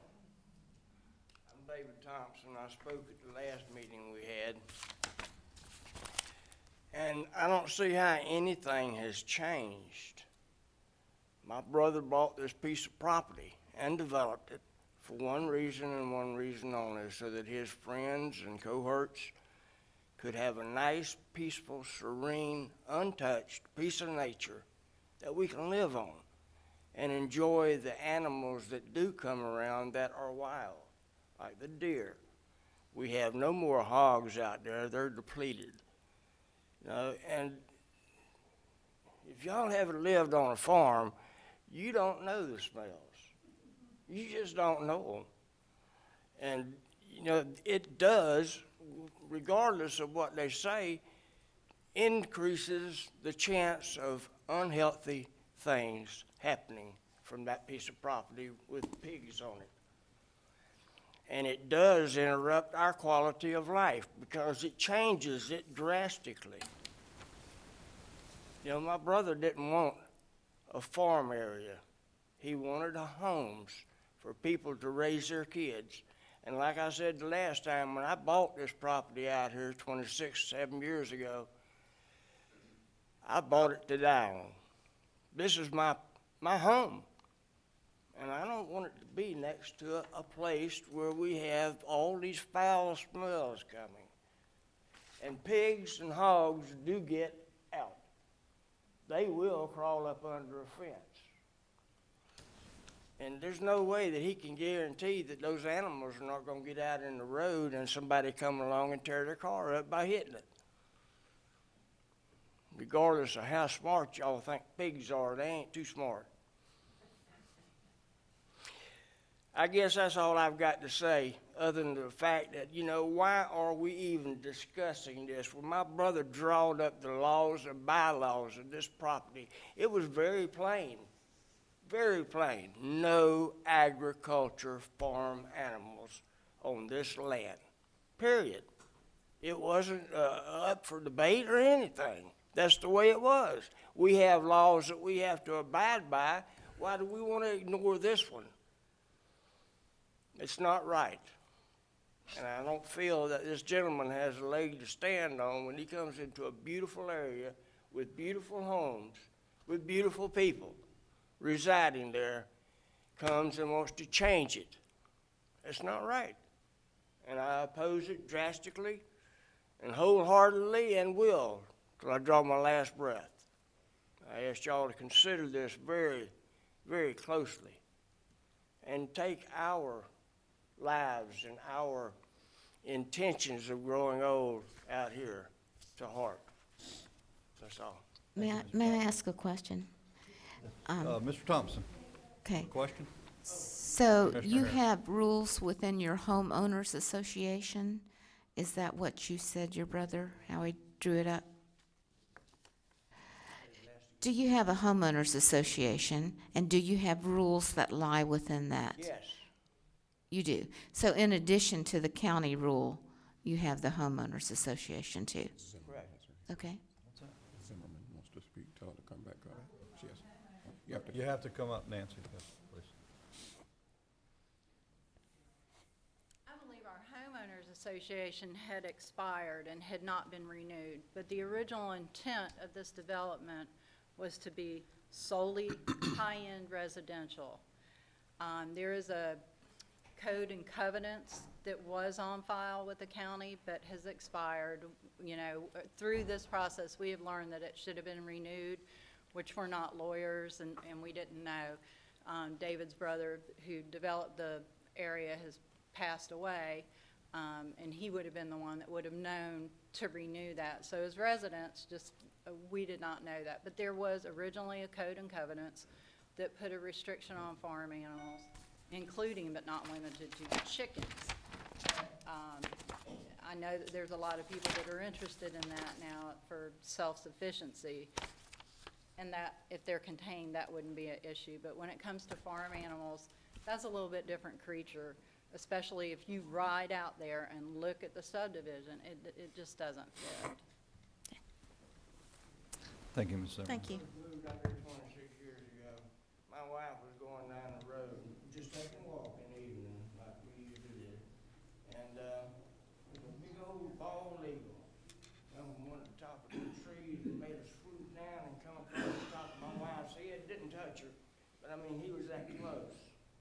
And you just can't imagine the feeling that runs through you by seeing something like that. I don't see why we're discussing changing our way of life, because that's exactly what it's doing. Okay, thank you, Mr. Thompson, for your testimony. Okay, anybody else? Mr. Hammonds, you're not exactly from the public, but you're here. Just a point of clarification. Again, deed restrictions or restrictive covenants were mentioned. We do not consider those. Those are like stars in the sky. They vary with every subdivision. They are not something that the county is a party to, therefore we have no enforcement ability, and we do not consider them in any way when we do our staff reports, et cetera. So we're completely out of that issue. I understand that. I know that, and they are usually enforced by the people in the subdivision, not by the county. But I was asked the question because it would have given the purchaser double notice that they would not be allowed, not only by the county rule, but also by that. Yeah. Okay, okay, we have one more. Sorry, guys. To that end, the covenants, the last paragraph of the covenants state that they are in perpetuity and that they're automatically renewed unless the members of the association get together and unanimously vote to dissolve the association. Otherwise, they are in perpetuity. Okay. Okay, thank you, sir. All right. If I could just, that may not, there is a state law that went into effect a number of years ago that requires renewal of them, and I'm not familiar enough to tell you specifically whether that affects in perpetuity, but I do believe it did preempt those, and they required that all of them be renewed. Not that that's particularly relevant to your consideration, because for this type of request, that's not a valid consideration. So, while I have the mic, I might as well take this opportunity just to advise the board that before they make their determination, what our land development code requirement is regarding that determination. And in order to grant the rezoning, this board, you all will need to find that, number one, the rezoning would be consistent with the comp plan, which I believe is what staff is recommending and stating that it is. But you also have to find that, number two, the rezoning complies with the applicable procedures and requirements of the Land Development Code. The staff reports that it is their position that it does not. Also, if you were to find that it complied with the comp plan and the Land Development Code, if the proposed rezoning does meet those requirements, this board may nonetheless deny the application if the board finds that the existing zoning serves a legitimate public purpose. So that's your guidelines on what your findings need to be in making your determination. Okay, thank you, Mr. Manning. Ms. Chadwick, how are you this morning? Hi, If you would state your name and address, please. Karen Chadwick, 179 West Strickland Road, Interlochen. I just wanted to make a quick comment. I really feel for the guy. I did the same thing. I bought 4.5 acres. I was very careful to buy agricultural property and, willing to take the risks of what my neighbors would do, and chose my property very carefully, interviewed the neighbors. It was like a Florida State Park. My neighbor's son moved in. He started clearing down all the oak trees, brought in 3 Dobermans and a horse and chickens and pigs. And I wanted to do the same thing, have a garden there. And every time I would plant something, the chickens would come over and dig up everything I planted. And at one time, there were 30 bandy roosters. If you've ever heard a bandy rooster, they're very annoying. Imagine 30 of them on your 4.5 acres. And no amount of conversation, slowed anything down. The horse died from equine encephalitis, which puts people at risk too. And so there's gambles with that. And I guess if I lived there, what would concern me, besides those sorts of things, is if zoning was changed in the future, he could sell the property anytime.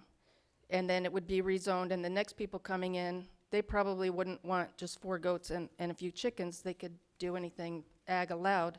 And with it being right on the creek, I would be concerned, like you were saying, about the manure impacts of any future ag use there. But I do feel bad for him to be in this situation. I completely understand it, but you just got to be careful in the future. If he sold it, they could do anything once it's rezoned. Thanks. Thank you, Ms. Chudman. Ms. Chudman. Okay. Anybody else before I close the public comment portion of the hearing? Seeing none, I'll go to Commissioner deliberations. Commissioners? Mr. Chairman, question for council. Is it appropriate, because I am prepared to make a motion to deny this rezoning, is it appropriate to give the applicant one last opportunity to withdraw if that is the pleasure of the applicant? You may certainly do that anytime before the vote is taken. Well, I'm getting ready to make a motion. Oh, right, sir. I just wanted to make sure it was in order if that person wanted that opportunity. Are you asking that question? Yes. Okay. Mr. Chairman, I'd like to make a motion to deny the proposed rezoning with the condition that the administrative petition to simultaneously introduce change to the land development code. Okay. Second. Motion and a second. Further discussion? Yes. Okay. Attached to this is an ordinance. And the ordinance is written in such a way that it says, Mr. Chairman, The that's opposite if of the what board we were, if the board had chosen to adopt the rezoning, that ordinance would be applicable, but if the board doesn't rezone it, it's moot. okay, it just didn't fit with the denial from the planning commission. Well, Okay. exactly. If you Yeah. deny it, you don't need an ordinance. If you pass it, you do need an ordinance. Change it, okay. That's what. Question. Question's been called. All in favor signify by saying aye. Aye. Of denial, I should say. All opposed or approval, like sign. Motion, it's denied. Thank you very much. Thank you, everybody, for taking time out of your busy day and coming out, and this is the process. Yes. Mr. Chairman, also one observation, the way that the applicant presented himself as well as all of the neighbors, you all are to be applauded for your civility and how you stood in opposition, but you did not bring a circus act to us. You just pretty much stood on your convictions. And so thank you to all of you all for how you presented yourselves today. And Mr. Shredders, I think you make a fine neighbor. I hope you would move in, it sounds like. And I've been there. This is a great neighborhood. It really is. And that's a beautiful piece of property you have. Thank you, everybody. Okay, we'll move on. Oh, Mr. Carter? Yeah. Yes, we can do that. We're going to have a 5-minute break. We'll be back at 12:01. When that ticker runs That's out. 7 minutes, Mr. Is it? Yeah. I'm off a little. 2016. Yes. Our clerk's not here, right? She had one more minute. Because you gave her Yeah, okay, Just let's, a second. I retract that.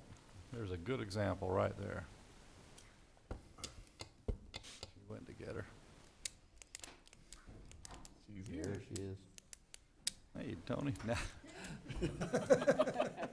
All right. Our media specialist went to get you in your office, so we got to wait on her now. You went the other way. This is funny. Give just a minute. Time to recognize our councilman from Interlochen here, Mr. Lahart. Good to Hey, have you. Mr. Lahart, how you doing today? Thank you for taking time out of your schedule and coming I'll be here. seeing you tonight at your meeting. She went the other way. Okay, now we'll reconvene the meeting. We're going to go into appointments. We'll start with County Administrator Rick Leary. Yeah, thank you, Mr. Chairman. In addition to the appointments that are listed or here on your agenda, a couple of meetings ago, you made some appointments to the canvassing board that I think need some clarification. I think Mr. Manning's got some comments he needs to make relative to that. Okay, Mr. Manning. Yeah, at the time, I guess it was in November, October or November, in order to try to give everybody a lot of time to prepare, the appointments for the canvassing board were made. At that time, the chair was Mr. Flagg. he is required, or at the time, as the chair, he was required to be on the canvassing board unless he was unable to do it. So he appointed a substitute, Commissioner Harvey as a substitute, and then an alternate, Commissioner Leibel, you were chosen as the alternate. Since we have now had a change in the chair, that creates a conflict because the state statute requires that the chair of the commission, unless unqualified to do so, be on the canvassing board. So at this point, I did send out a memo just after Christmas, advising that we would need you to acknowledge that you will be the member on the canvassing board as the chair, as required by the statute, and then we'll also need you to appoint the alternate, since you were the alternate before, so we'll need you to go ahead and do that, please. At this time, would you like Mr. Harvey to be the alternate? I would love to, sir. Okay. I would like to appoint Commissioner Harvey.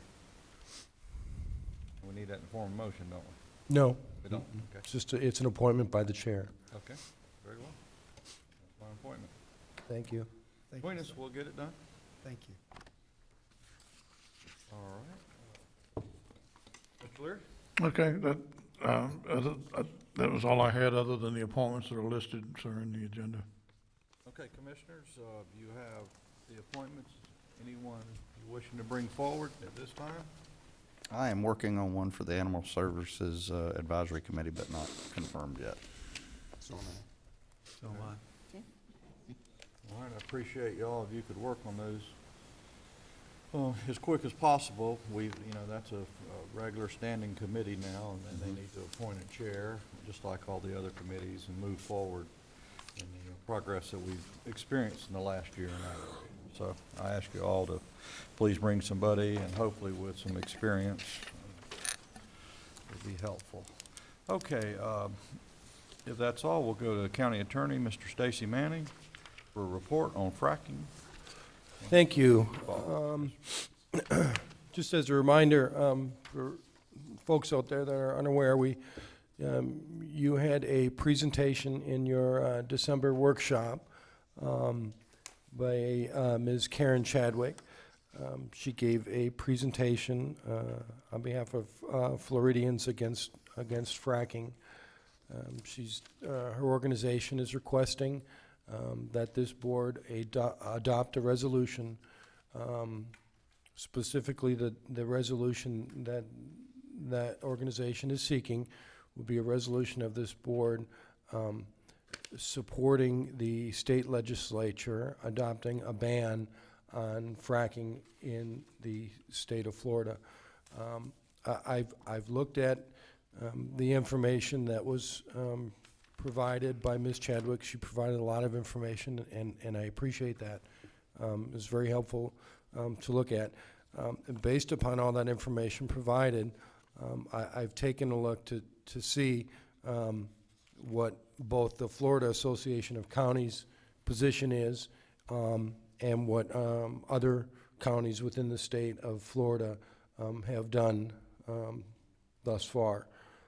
And I can report to you that of the 67 counties in the state of Florida, 21, is it 21 or 22? Actually 22 of which have adopted some sort of resolution. 17 of those support the state enacting an outright ban, consistent with what Ms. Chadwick has requested. 4 of those counties have adopted resolutions supporting the position taken by the Florida Association of Counties, and I'll get into that in a second. And 1 county passed a resolution supporting a statewide study, was the extent of the resolution. Who was that, Mr. Mann? That was Flagler County. Really? Basically the two positions that we're dealing with.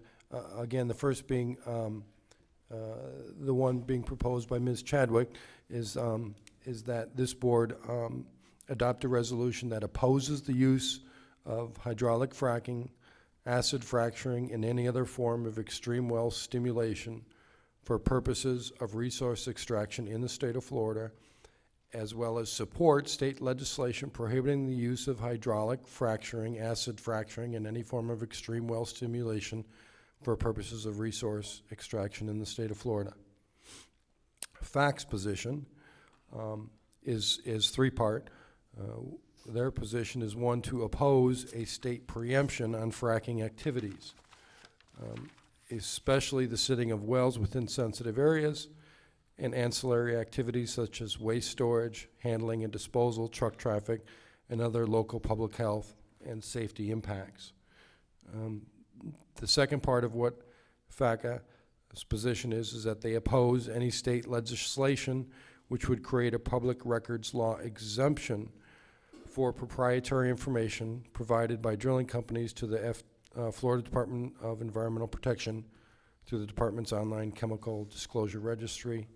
And three, they support a moratorium on all fracking activities until an independent and comprehensive Florida-specific study has been completed and peer-reviewed. So basically, those are the two areas that other counties, or at least 22 of the 67, have moved in one of those two directions. And in your opinion, what's holding the two-thirds of the rest of the counties back?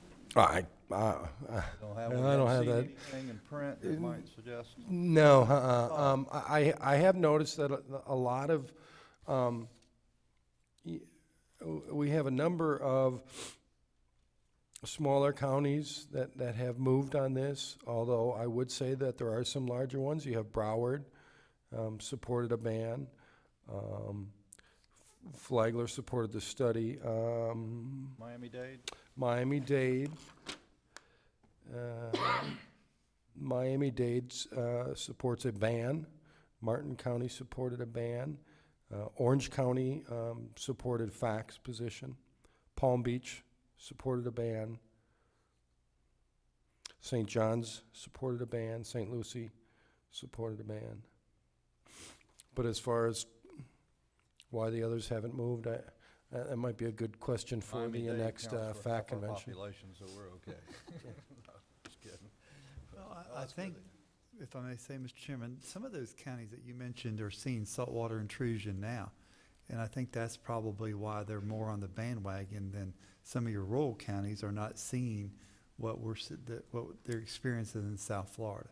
So, like Putnam County, we're not seeing that right now. We Yeah. just want to be ahead of the curve.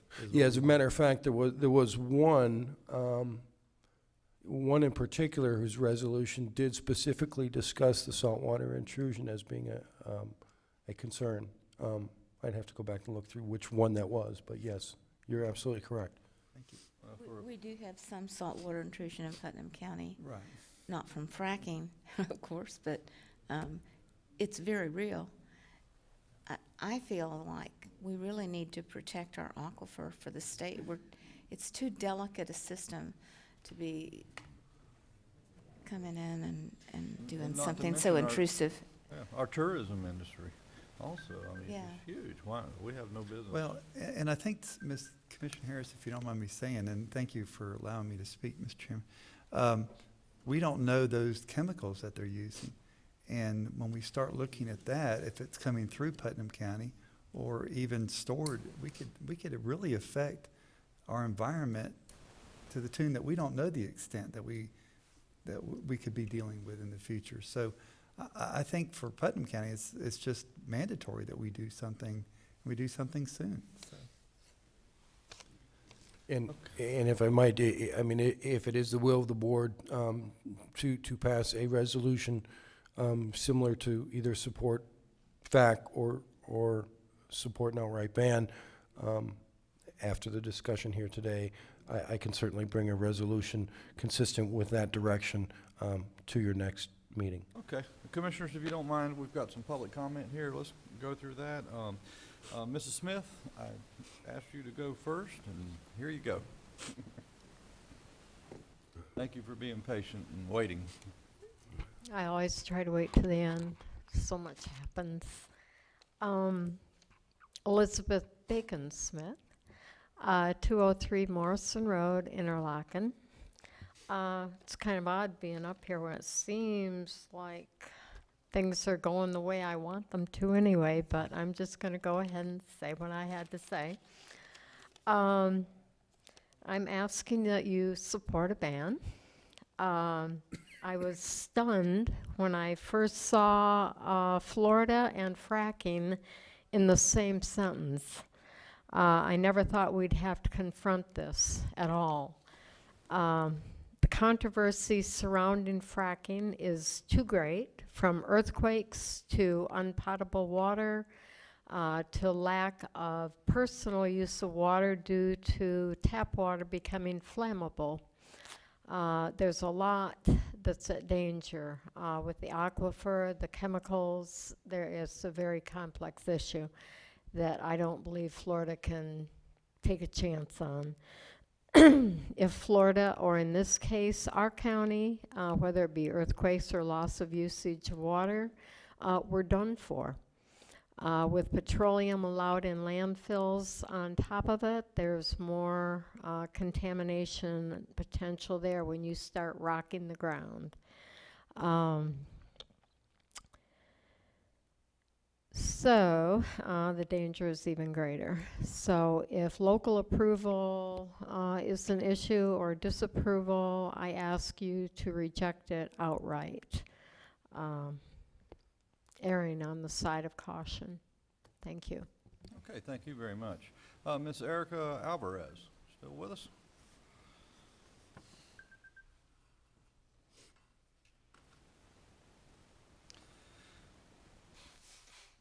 Good morning. Thank you for being patient. My name is Erica Alvarez. I live in Jacksonville, Florida. Since October, residents of Porter Ranch, California, have been exposed to dangerous contaminants from a massive natural gas leak that continues to seep in the air as we speak right now, since October, causing a catastrophe the scale of which has not been since the 2010 BP spill on the Gulf. Methane gas is escaping through a ruptured pipe more than 8,000 feet underground. The leak releases 50,000 kilograms per hour, the equivalent to the strength of a volcano eruptions. It's no-fly zone right now. The governor declared a state of emergency in California. This is near Los Angeles. The media is not reporting enough, so people doesn't know really what's going on. Can we afford to have an event like this here in Florida? Thank you very much for your comment. John Debus.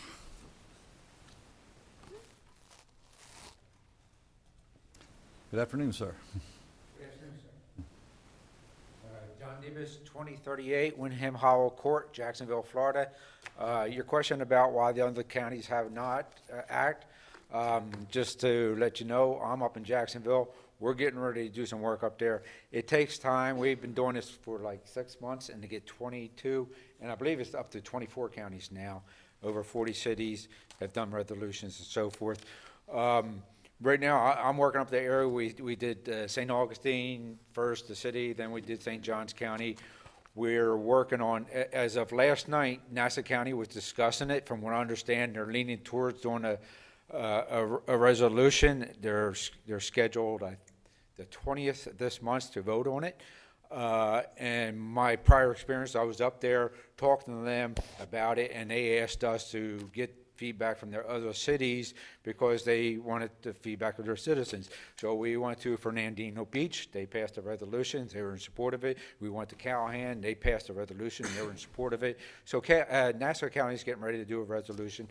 Jacksonville, right now, I've talked to several commissioners. As you probably know, there's 19 commissioners. That's a lot of people I got to cover. to get a resolution. You just can't walk in there. It takes a lot of work to talk to the county. And that's why the other 44, if we have enough time, the other 44 counties, I'm sure will follow through. It's just that we haven't got to them yet. And from talking to Todd Zach, he's a physician on Environmental Protection Board in Jacksonville. They discussed yesterday recommending doing a ban in Jacksonville, Duval County. So they'll be coming along, the other counties, as we get time, hopefully, and so forth. I'm with the Floridians against fracking, and the problems with fracking, I guess most of you have already got all the information. It's the consumption of water. It's a burden on the St. John, all the rivers, your springs, the aquifer, the water. Each well takes a couple million gallons per well. They mix it with all these chemicals and all, and they pressurize it through the aquifer down into the ground. When they're going through the aquifer, of course, they got metal casings, cement casings, and metal piping and all. Metal pipings break, cement casings crack, and over time, they all going to crack. So we're talking about polluting our aquifer.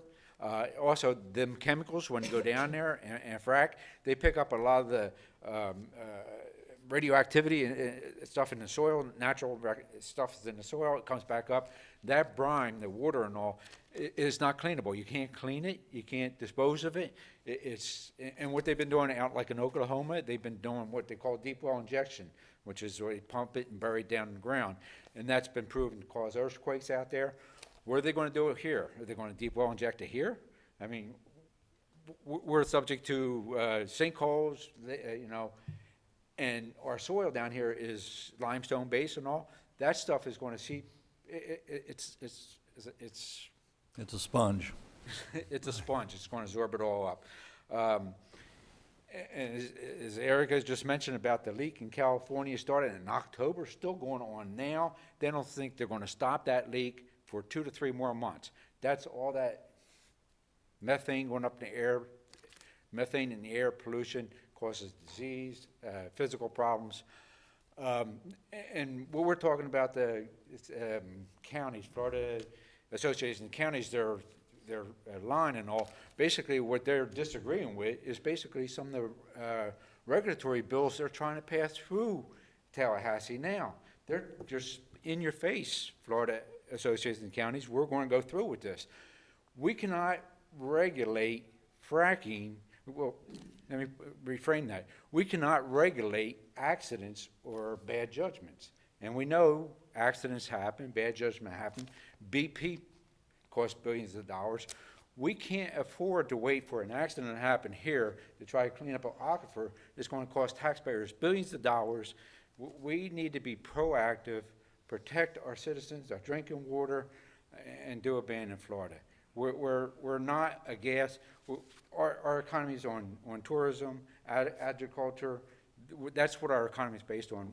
We don't need an industry that's going to benefit a few people with a few bucks and actually put the rest of us in a threat. So I urge you to get along with, join the other counties, the other 22, 24, and 40 cities, whatever, that have realized this and help us get a ban. If we have more time, the legislature's meeting in fact, I think it starts this week. They're going to be starting. They're there. They're there. We need to send a word to them. We need to tell them, no regulatory, we need to ban it. Thank you for your time. Thank you, Mr. Dibus. Can you ask him to drill down on his point about Florida Association of Counties? What were you saying about their position? Their position is basically, he was stating, basically, they're talking about the home rule. They don't want, say this county here, you do a ban on fracking, the Florida's going to be able to overrule you. They don't want that. They want you to have the home rule, to be able to say what you want in your own state. The other thing is the chemicals and all. The bill they're putting forth up there is, the oil industry has like a bank, and they keep all the record of the chemicals in there, and to get Proprietary. Proprietary chemicals and all. So yes, there's going to be access somewhat to the chemicals, but the corporations are going to control that. But the thing is, your firefighters right here, if there was an accident, a spill right here, and there was contamination, that the medical people are going to need to know what kind of contamination is. They don't need to go through all this red tape and all to go through the oil industry to find out what the proprietary chemicals is. So, Mr. Chairman, so does the association have a problem with the Florida Association of Counties resolution? Do you have an issue with it? The Florida Association, I know what you're saying. You sounded like the Florida Association of Counties a minute ago weren't supporting home rule. But we know for a fact they are. they are supporting home rule. That's exactly what they're doing. The fracking industry, to be clear, would like to have these decisions made at a legislative level and not at a county-by-county commission level. Right, Which and is that- most effective. And that's basically what one of the bills, the House Bill 191, it's in the state right now, will overrule the home rule. In other words, Well, it's gonna be take hard away- work. And as any time, they've done this with other industries or, any of our communication. Cable TV is the one closest to us. They make all decisions in Tallahassee now, and we can get none of our constituents any support when they have problems with local providers and this sort of thing. It's bad policy. We work against it all the time. And this is just another example, but a major one. The money The overtaking money, and follow taking over that the money. people. That's right. We're working on it. Thank you. Thank you for being here, Mr. Debus. Okay, Karen Chadwick.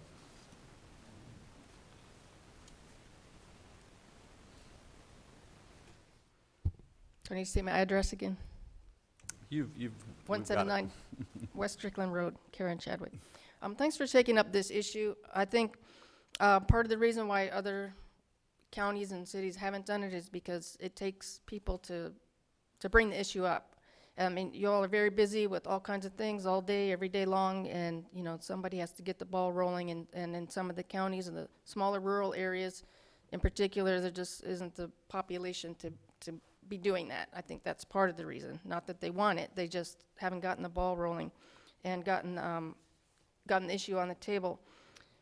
So I have a couple of concerns, and I guess the first one is the HB 191, which you've already discussed, that would take away home rule and ban fracking bans retroactively, so it completely takes the power out of the local people's abilities. You already mentioned the League of Cities and the Let's stop Association there of for a minute, Counties. Ms. Chadwick. What that means, it's their first step of avoiding home rule. It's their first step to victory by taking Right. it away from us. Exactly. That's important to say.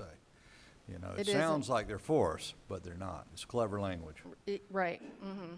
Okay. So that is the first thing that bothers me with it is that HB 191 losing home rule. So also there's a bill that came out 682 SB 682 that was enacted in 2013. And well, let me go through here because I'll forget something. It talks about putting petroleum waste in landfills. And it allows, let me just read the one little part here that explains it. It puts the power at the state level. The legislature declares that due to the permeability of the soil and high water table in Florida, future hazardous waste landfills are prohibited. Therefore, the department may not issue a permit pursuant, and I've got the statute there, for a newly constructed hazardous waste landfill.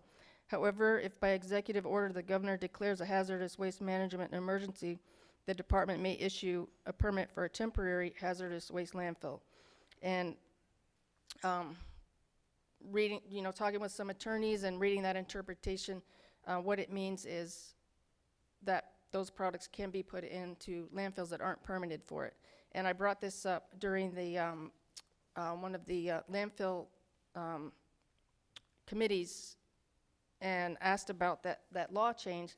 And Mr. Gass said, we're already taking those sorts of things. We're already taking petroleum waste in the form of hydraulic hoses, et cetera. I don't know what et cetera is, But if landfills are already supposed to take that stuff when they need to get rid of it, there's just a big risky gray area there. So if you want to look at this, I can forward this or give this to you. So I think that puts everyone at risk, all the landfills just to be taking all this stuff, which could, go mix in with the leachate. And like here, we pull our leachate out and we're just, supposedly sending it to the water treatment facility, but you can't clean that out. So if they're putting more and more petroleum products in there and you can't clean it out, what's that going to do to the reuse water? I think it would be pretty contaminated. Surface water runoff from holding ponds is also a big concern of mine. Like you were talking about the rain event with having the sewage go into the river. Some of these ponds, other places in the state, if it's allowed, they could, during certain rain events or mismanagement or just, getting rid of it, could flow into surface waters and could end up running down the rivers here. When we may not have anything, may not be taking any waste at all, but it still could get into the waterways coming here. Groundwater contamination, of course, like you mentioned, and the acid technique that's talked about breaks down the limestone a lot faster than even just surface water, because it's more acidic, breaks down the limestone. So if you start putting acid down there, that's going to cause a lot more problems. There's the Sunnyland field in South Florida and the J well field in the Panhandle, and they're drilling for oil now and have been for decades. And one of the arguments they make in the Panhandle is this has been going on for a long time and we haven't had any problems, but the way they're drilling for oil now is different than the fracturing with, the lateral and the pressure. That's a whole different system. So I've heard that argument made, and I don't think it holds water, so to speak.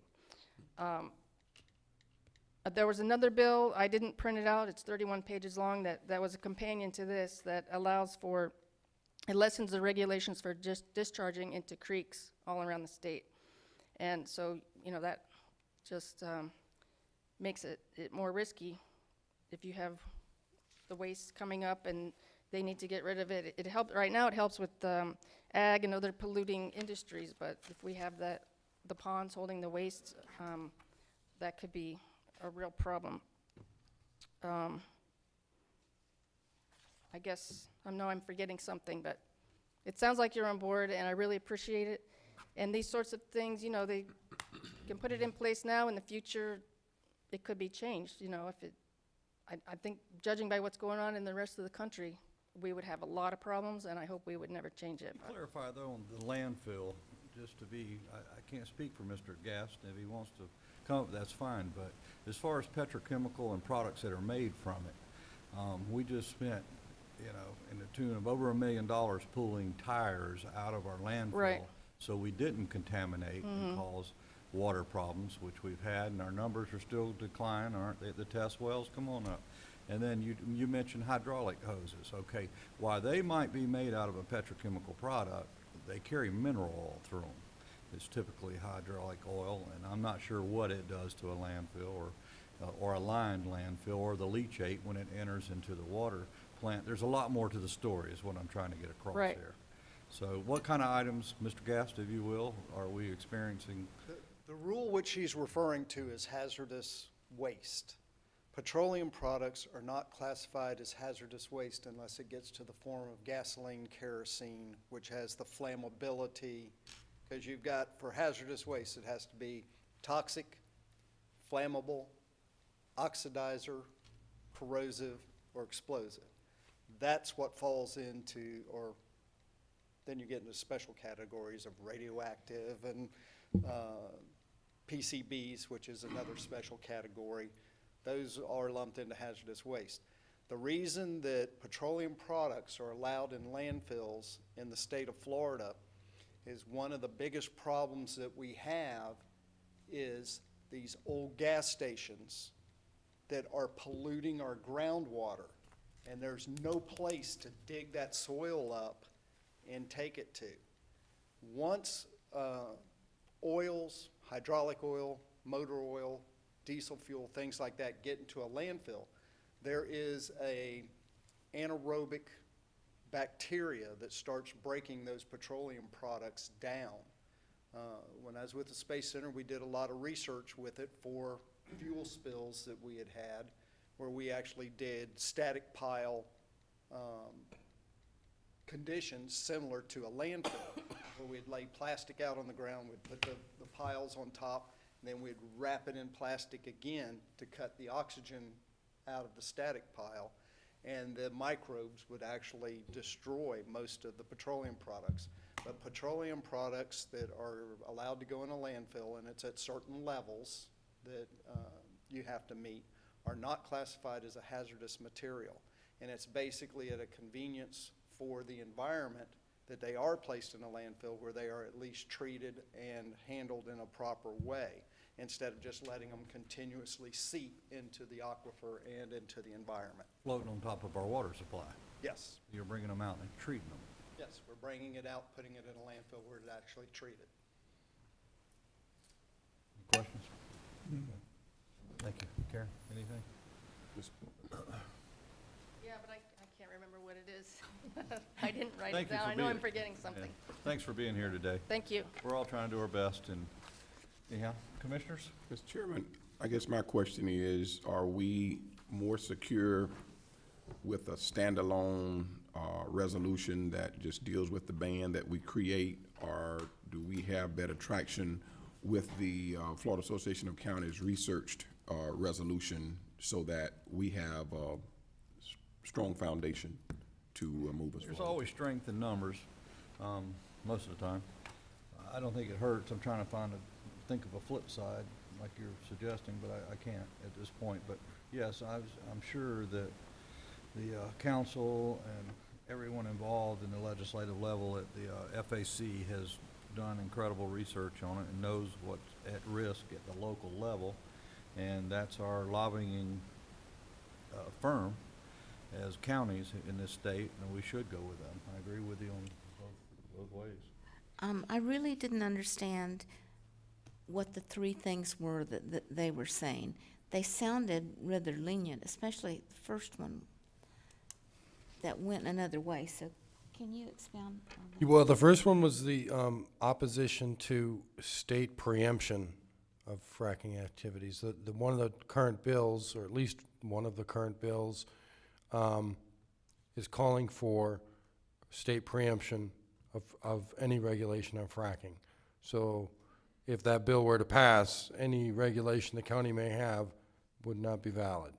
So FAC is opposing any bills that would preempt the county from enacting its own regulations. That's number one. Okay. Enhancing local rules. And then the other two things were opposition to an exemption from the public records laws for the chemical compounds that the companies are using. And then the third was to support a moratorium on any fracking in the state until a comprehensive Florida-specific study can be performed. And if I may say, Mr. Chairman, I was in the room that day. There was quite an opposition amongst the residents in that room that a ban should be enacted. The moratorium won out, basically. It was a lesser of the heavy burden, but there was quite a bit of concern and support for outright banning. But Florida Association of Counties took that position, thought they could run with that, thought that would be something that they could sell the legislators on. But again, there was some support, quite a bit, for an outright ban. So. Well, and I think that's presents itself in the fact that quite a few counties are supporting an outright ban as well. So. Well, I would like to say that I realize there's strength, in numbers, but I really want to take a strong stand on this particular one. And I would just like to say no up front and not wait. This seems like a weaker, more conciliatory one from the Florida Association of Counties.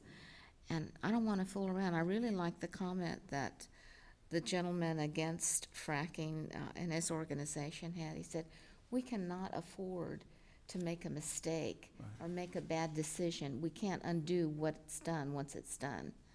So I prefer just to stand a ban against fracking in Florida, period.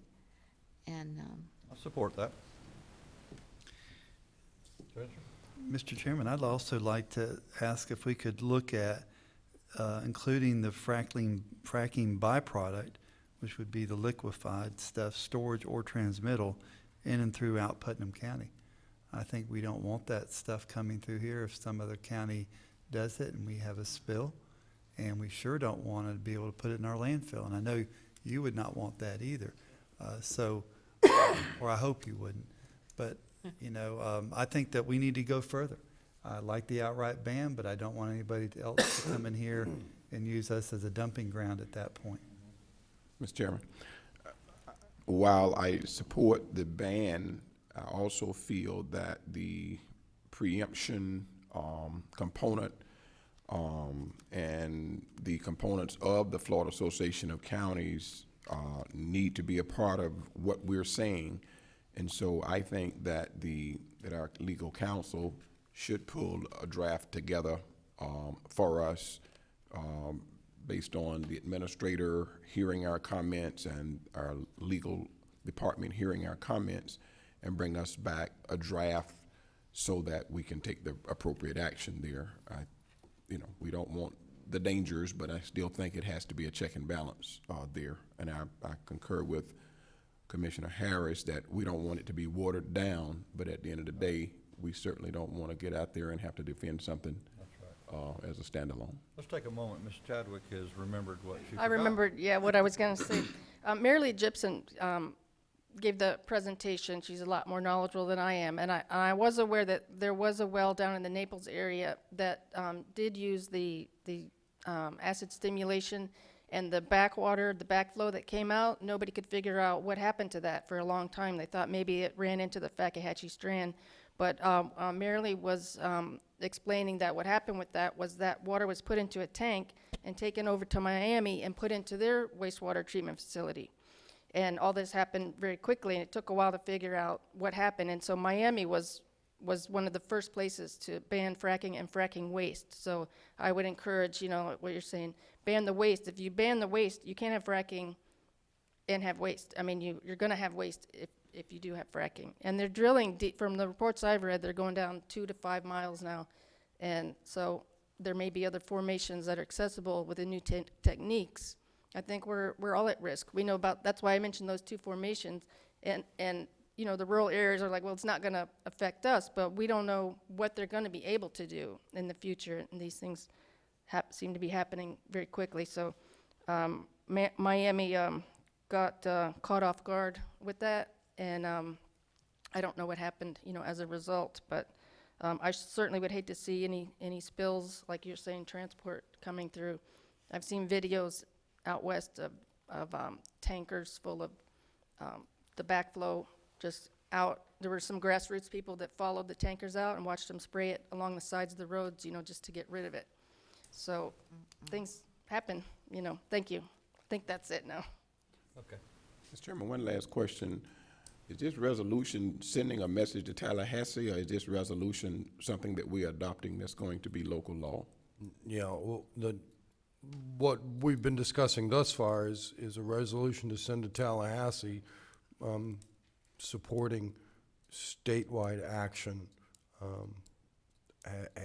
enacting an ordinance banning certain things here would be a completely separate matter, and it's kind of a separate track, I guess I would say, which would take a little bit longer. Obviously, you have notice and hearing requirements and whatnot. Resolution could certainly be brought back at the next, meeting and be voted on. I guess my only question is, what do you want included in the resolution? How far do you want it to go? Do you want to support a statewide ban, or do you want to support FACT's position, or do you want me to bring 2 different ones and you can vote on each? Yes, Commissioner Harris. I think what's bothering me is that our water source doesn't stop at county lines. That's right. It's gonna flow how it's gonna flow, and what one other county does can affect all of us. I'd like to see us stop it at the state level. I mean, I know you were talking about, different ways, but I think we just need to do it all over and all at once because, Whatever enhances that effort, I agree with that. okay. Do, but in Putnam County, I mean, that aquifer is very close to the surface here, and we could be affected in an adverse way terribly. Don't want it anywhere in the state. It's strong. Mr. Chairman, Yes. why don't we let Mr. Manning bring us some proposals back at our next meeting for us to mull this over a little further and give us some direction? Yeah, he seems to be real clear on what we really want in it. I'm gonna, I agree, and I'll bring back two different resolutions, one that is in support of the statewide ban and one that is consistent with FAC, and you can look at them both and vote on both of them, and whichever one, if either, get the majority vote, then that's what we'll go with. And we'd like this, to hit the Maybe we can come up legislative session in a very timely manner. Oh, absolutely, and that's why, This season. yes. Aaron, does that Chairman? satisfy what you're promoting? That would be great, and there is a sense of urgency because Yes. we, wondering why he's going through now, started earlier, so, we need to get ahead of the curve here. 2 weeks. You're familiar with that, Mr. Manning? What she's saying? Yes. That, Are we sure two's enough? sometimes. Well, I think that the home rule will stay in play, correct, council? And the Pardon me? home rule is part of the main thrust of this proposed resolution and the ban and the waste. In my opinion, there's three factors that I want to see: this home rule, ban, and the waste. Well, a ban within the county, as I said, would be that would be an ordinance and wouldn't be taken up as part of the resolution. The waste, we'd have to work with the folks out at, we'd have to talk to our landfill folks and our wastewater folks to see what currently isn't allowed. I know there are a lot of chemicals and whatnot that can't go now legally into those areas, and so that may be covered already. Yeah, we're a Class 1 landfill, correct, Mr. Gass? And then- Correct. We can put in internal regulations that stop waste from being, a class of waste from being disposed of in the landfill. You can also do that at the wastewater treatment plants, that, this stuff is killing my bugs, so I, am unable to treat it. But we will not be able to control waste being transported through the county. Yeah, I think you're running into, That's the federal interstate commerce issues there and, all sorts of, then you got the feds involved, so, you could certainly, I mean, pass an ordinance, I just don't know how. if you look now, we have thousands and Yeah, you do. thousands and thousands of gallons of hazardous material and hazardous waste going through this county on an annual basis. There are thousands of gallons. And, going and that through might be, but this product is proprietary, and we don't know what's in this product. Federal. And that's what concerns me when we have a That hazardous spill. product, if it gets into the transportation system, has to be properly documented as to the class of hazard Yeah. that it is, and that will be posted on the vehicles that are carrying it for emergency response personnel and all personnel that will be handling it. Because the transportation is a system where you get more fines than almost the landfill system, And let's because just go with overnight storage of any sort, and that'll keep the trucks moving pretty quick through Putnam County. just be There we go. careful, because if there's a constituent in there that's used in a filling process or a normal process, and you put a ban on a class of materials that can be used locally for something else, like they say, the acid fracking, which sulfuric acid, which is one of the, you drive by GP and you see rail car after rail car after rail car of sulfuric acid. Scrubbing stacks with it. That's, that is the kind of things you just definitely have to be careful about when you start trying to ban individual substances from entering your Getting county. hungry for real now.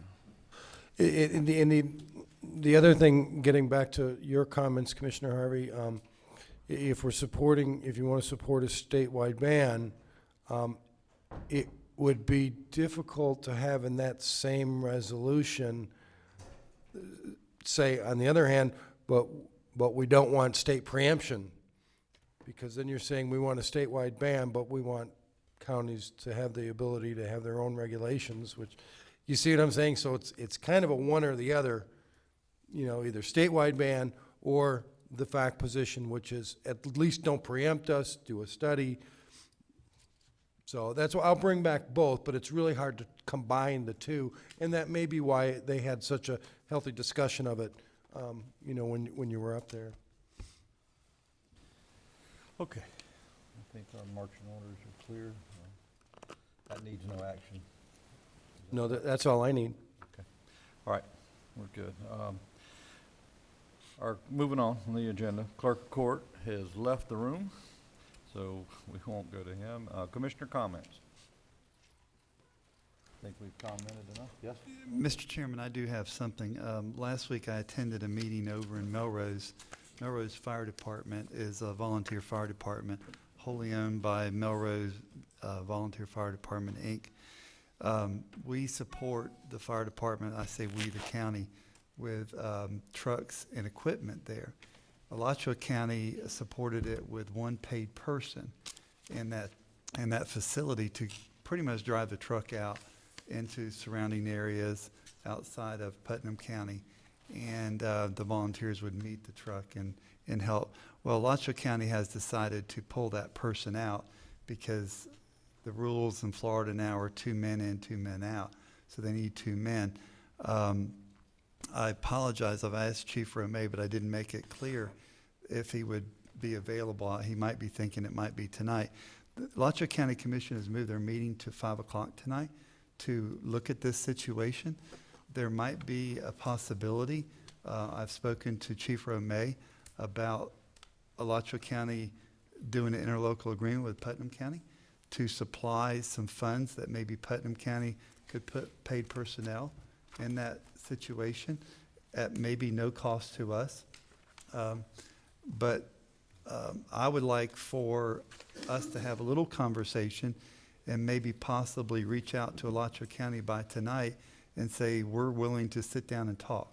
That's all we're wanting to do, because of the fact that it is going before their board tonight. I know it's of timely issue, but I think Putnam County, we could honestly just sit at the table and see if there's some resolution that we could possibly work out. Well, I'm not extremely I mean, Mr. Romay is not available to attend this meeting? I didn't make it clear which one, and I'm sorry. I just sent the email. It just makes me nervous because of the complexity of the subject. Yeah, my concern would be whether or not the Alachua County administrator has talked with the Putnam County administrator. That is the level that this conversation, to me, would have to start at, and not legislators getting involved and not department heads getting involved, because again, just like we have a bigger picture, they have a bigger picture as well. And I think in order for us to know the nuts and the bolts of what led to their decision, it need to be administrator to administrator and not below that. I agree with you, Commissioner Flynn. Thank you. It's safer that way for all of us. It really is. That can go all kind of ways. Anything else? No, sir. Sir, you had something? Yes, sir. I got a whole list of things before we go to lunch. Let me start out with, I do want to know, and I think that the citizens need to know, and we need to know as legislators, what is the status of the requests from our state representative's office about the records, because some of the conversation that we hear from some specific citizens is that we are reacting or that we're upset about a potential audit. This commissioner is not upset at all about a potential audit. I just want our staff to have the abilities to prepare themselves to respond at the appropriate time and the appropriate place to questions that the Auditor General's office may have, or that even the Joint Auditing Committee may have. And I think that if we're making progress, in other words, I think there was a records request that was sent out there with the full knowledge of all of us. And what is the status of that? Do we know where we are? We received it yesterday, a response. And those documents, I sent an email out, and you may not have seen it yet. Okay. And those documents are attached, and I also place them in a folder on the P drive. If you have any problems with the emails, you can go to that location, and it's indicated in the email the location of those documents. And so we did receive them yesterday. And staff and administration is currently going through those and taking a look at them. Right. So. Well, as long as we're making progress, and then again, as far as I'm concerned, we're hands off until we hear from administration and the legal department to pretty much analyze, the information. And then once we get it, then we can certainly have open discussion as necessary on that, is what I would envision. A few other things. I think that we have included every year discussion about the telecommunications or the lack of infrastructure in our county. I think we're at a crisis. We're talking about, I know we got the needs assessment coming up, but some of our schools that don't have internet, people home, had a citizen last week, East Palatka, people still dropping telephone calls, the things that everybody else have and enjoy and appreciate in our county. We're still having problems where people can't make an emergency call from a cell phone, and they can't get on their computers and things of that nature and all. And I think that at some point we've got to make a little bit more noise with the municipalities, with the school district, with the county. We've got to really drill down on the fact that what other people are enjoying, that we're frustrated because we can't do it just to take care of business. And I think if we're going to attract businesses to our community and they find a nice piece of Putnam County property and all of a sudden they don't have communications, then that's a setback. That's a real setback for us. Thirdly, I know that we talk about the various departments that have distractions from time to time and get pulled off of their jobs, and it's frustrating to us when they don't get some certain things done that we feel need to be done. I think that we become distracted with things that cause us not to be able to spend enough time visioning and doing the things that we need to do to propose legislation to move us forward.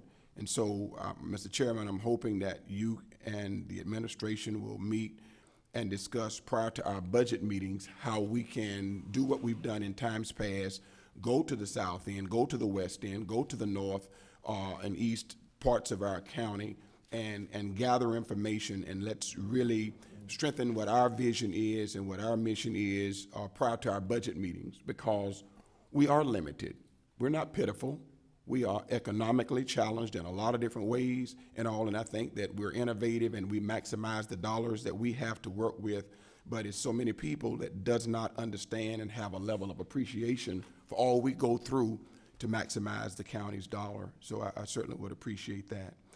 The other thing is people are still asking us about the sound ordinance, and I hope that when we have issues that we end up tabling, that somehow every one of our meetings when we come together, that there's a way for people to know that it's not out of sight, out of mind. They don't have to call us and say, well, you forgot about us, those kind of things, that at least if things are tabled, that it's tabled to a time certain, and we know just because it's right in our face when it's coming back up again, because it is frustrating for them to have to figure out whether or not we are dropping the ball versus, continuing with that. It was mentioned earlier in the meeting that it was a Band-Aid on the Trails project, and I know it'll come up in the transportation meeting, but the Lewis Brewer extension to tee off in the Putnam County Boulevard, those people will not have to walk across a wooden bridge to get to the other side. All the traffic, pedestrian, bicycle, trail traffic vehicular traffic, everybody, and it will just open that area up there. And I think that if Public Works could do a better job as well in keeping the citizen informed on such high-profile projects, it'll just save us a lot of heartache. Mr. Manning? On the point, specifically on the noise ordinance, I just want to let you and everybody else know, we did meet this week. We received another draft. We met this week to go over it and talked about some revisions that need to be made to it. So it's an ongoing process. We are continuing to do that and to tweak it, and it will be coming back soon. Okay? If there's a way for you all to project a target date or let us know a target date, so when citizens are calling us and we're saying that at least we're aiming for February, we're aiming for March or something, it would just help, at least, help us out. Well, I know actually, you're getting. it's gonna be on your workshop agenda next week, and then from that, I mean, I think it'll be your decision as to when you want to hear it at a meeting here. Sounds good. Mr. Chairman? Yes. May I address something Commissioner Flagg said? Commissioner Flagg, probably 3-4 months ago, Congressman Yoho's office, Jessica Norblatt, reached out to me, and I contacted Phyllis Criswell, our superintendent of schools, along with Mayor Terrell Hill, looking at broadband communications throughout Putnam County and trying to piggyback with NEFEC and the school system and municipalities to try to enhance broadband communication. That's kind of with the holidays, it's kind of slowed down, I will admit to that, but it should be firing back up pretty soon. The problem was it kind of started off small, and then everybody wanted a piece of the action and get in. So it kind of got big really quick, which it needs to be big pretty quick, because there's a big potential problem in Putnam County and throughout rural North Florida with broadband. So that should be back in, and I'll keep you on the loop of when those meetings are happening. And not only that, it's a lack of accountability, and this has been discussed in a lot of different areas there. It's a lack of accountability for the current providers. Right. We've got enough areas that are not covered in the county, but the areas that are currently covered, the level of service is just not where it ought to be, and the county has to take the lead role on making sure that these individuals who serve rural Florida, and especially rural Putnam, that they are held accountable and that they understand that just because we have not made noise in times past doesn't mean that we're tickled, because we're not. Thank you. The problem lies within that last mile provider. That's right. And the ability to be profitable through these rural areas. And that'll continue to be a problem, and I'll remind you, you're gonna have to work through the legislature very close to whatever representative you choose to make anything happen in that field. Very complicated. Okay, anything else? Seeing none, I'll entertain a motion to adjourn. So moved. All right, done. I've got a meeting at 1:30, so. We don't have transportation. No, last Tuesday of the month. Regular workshop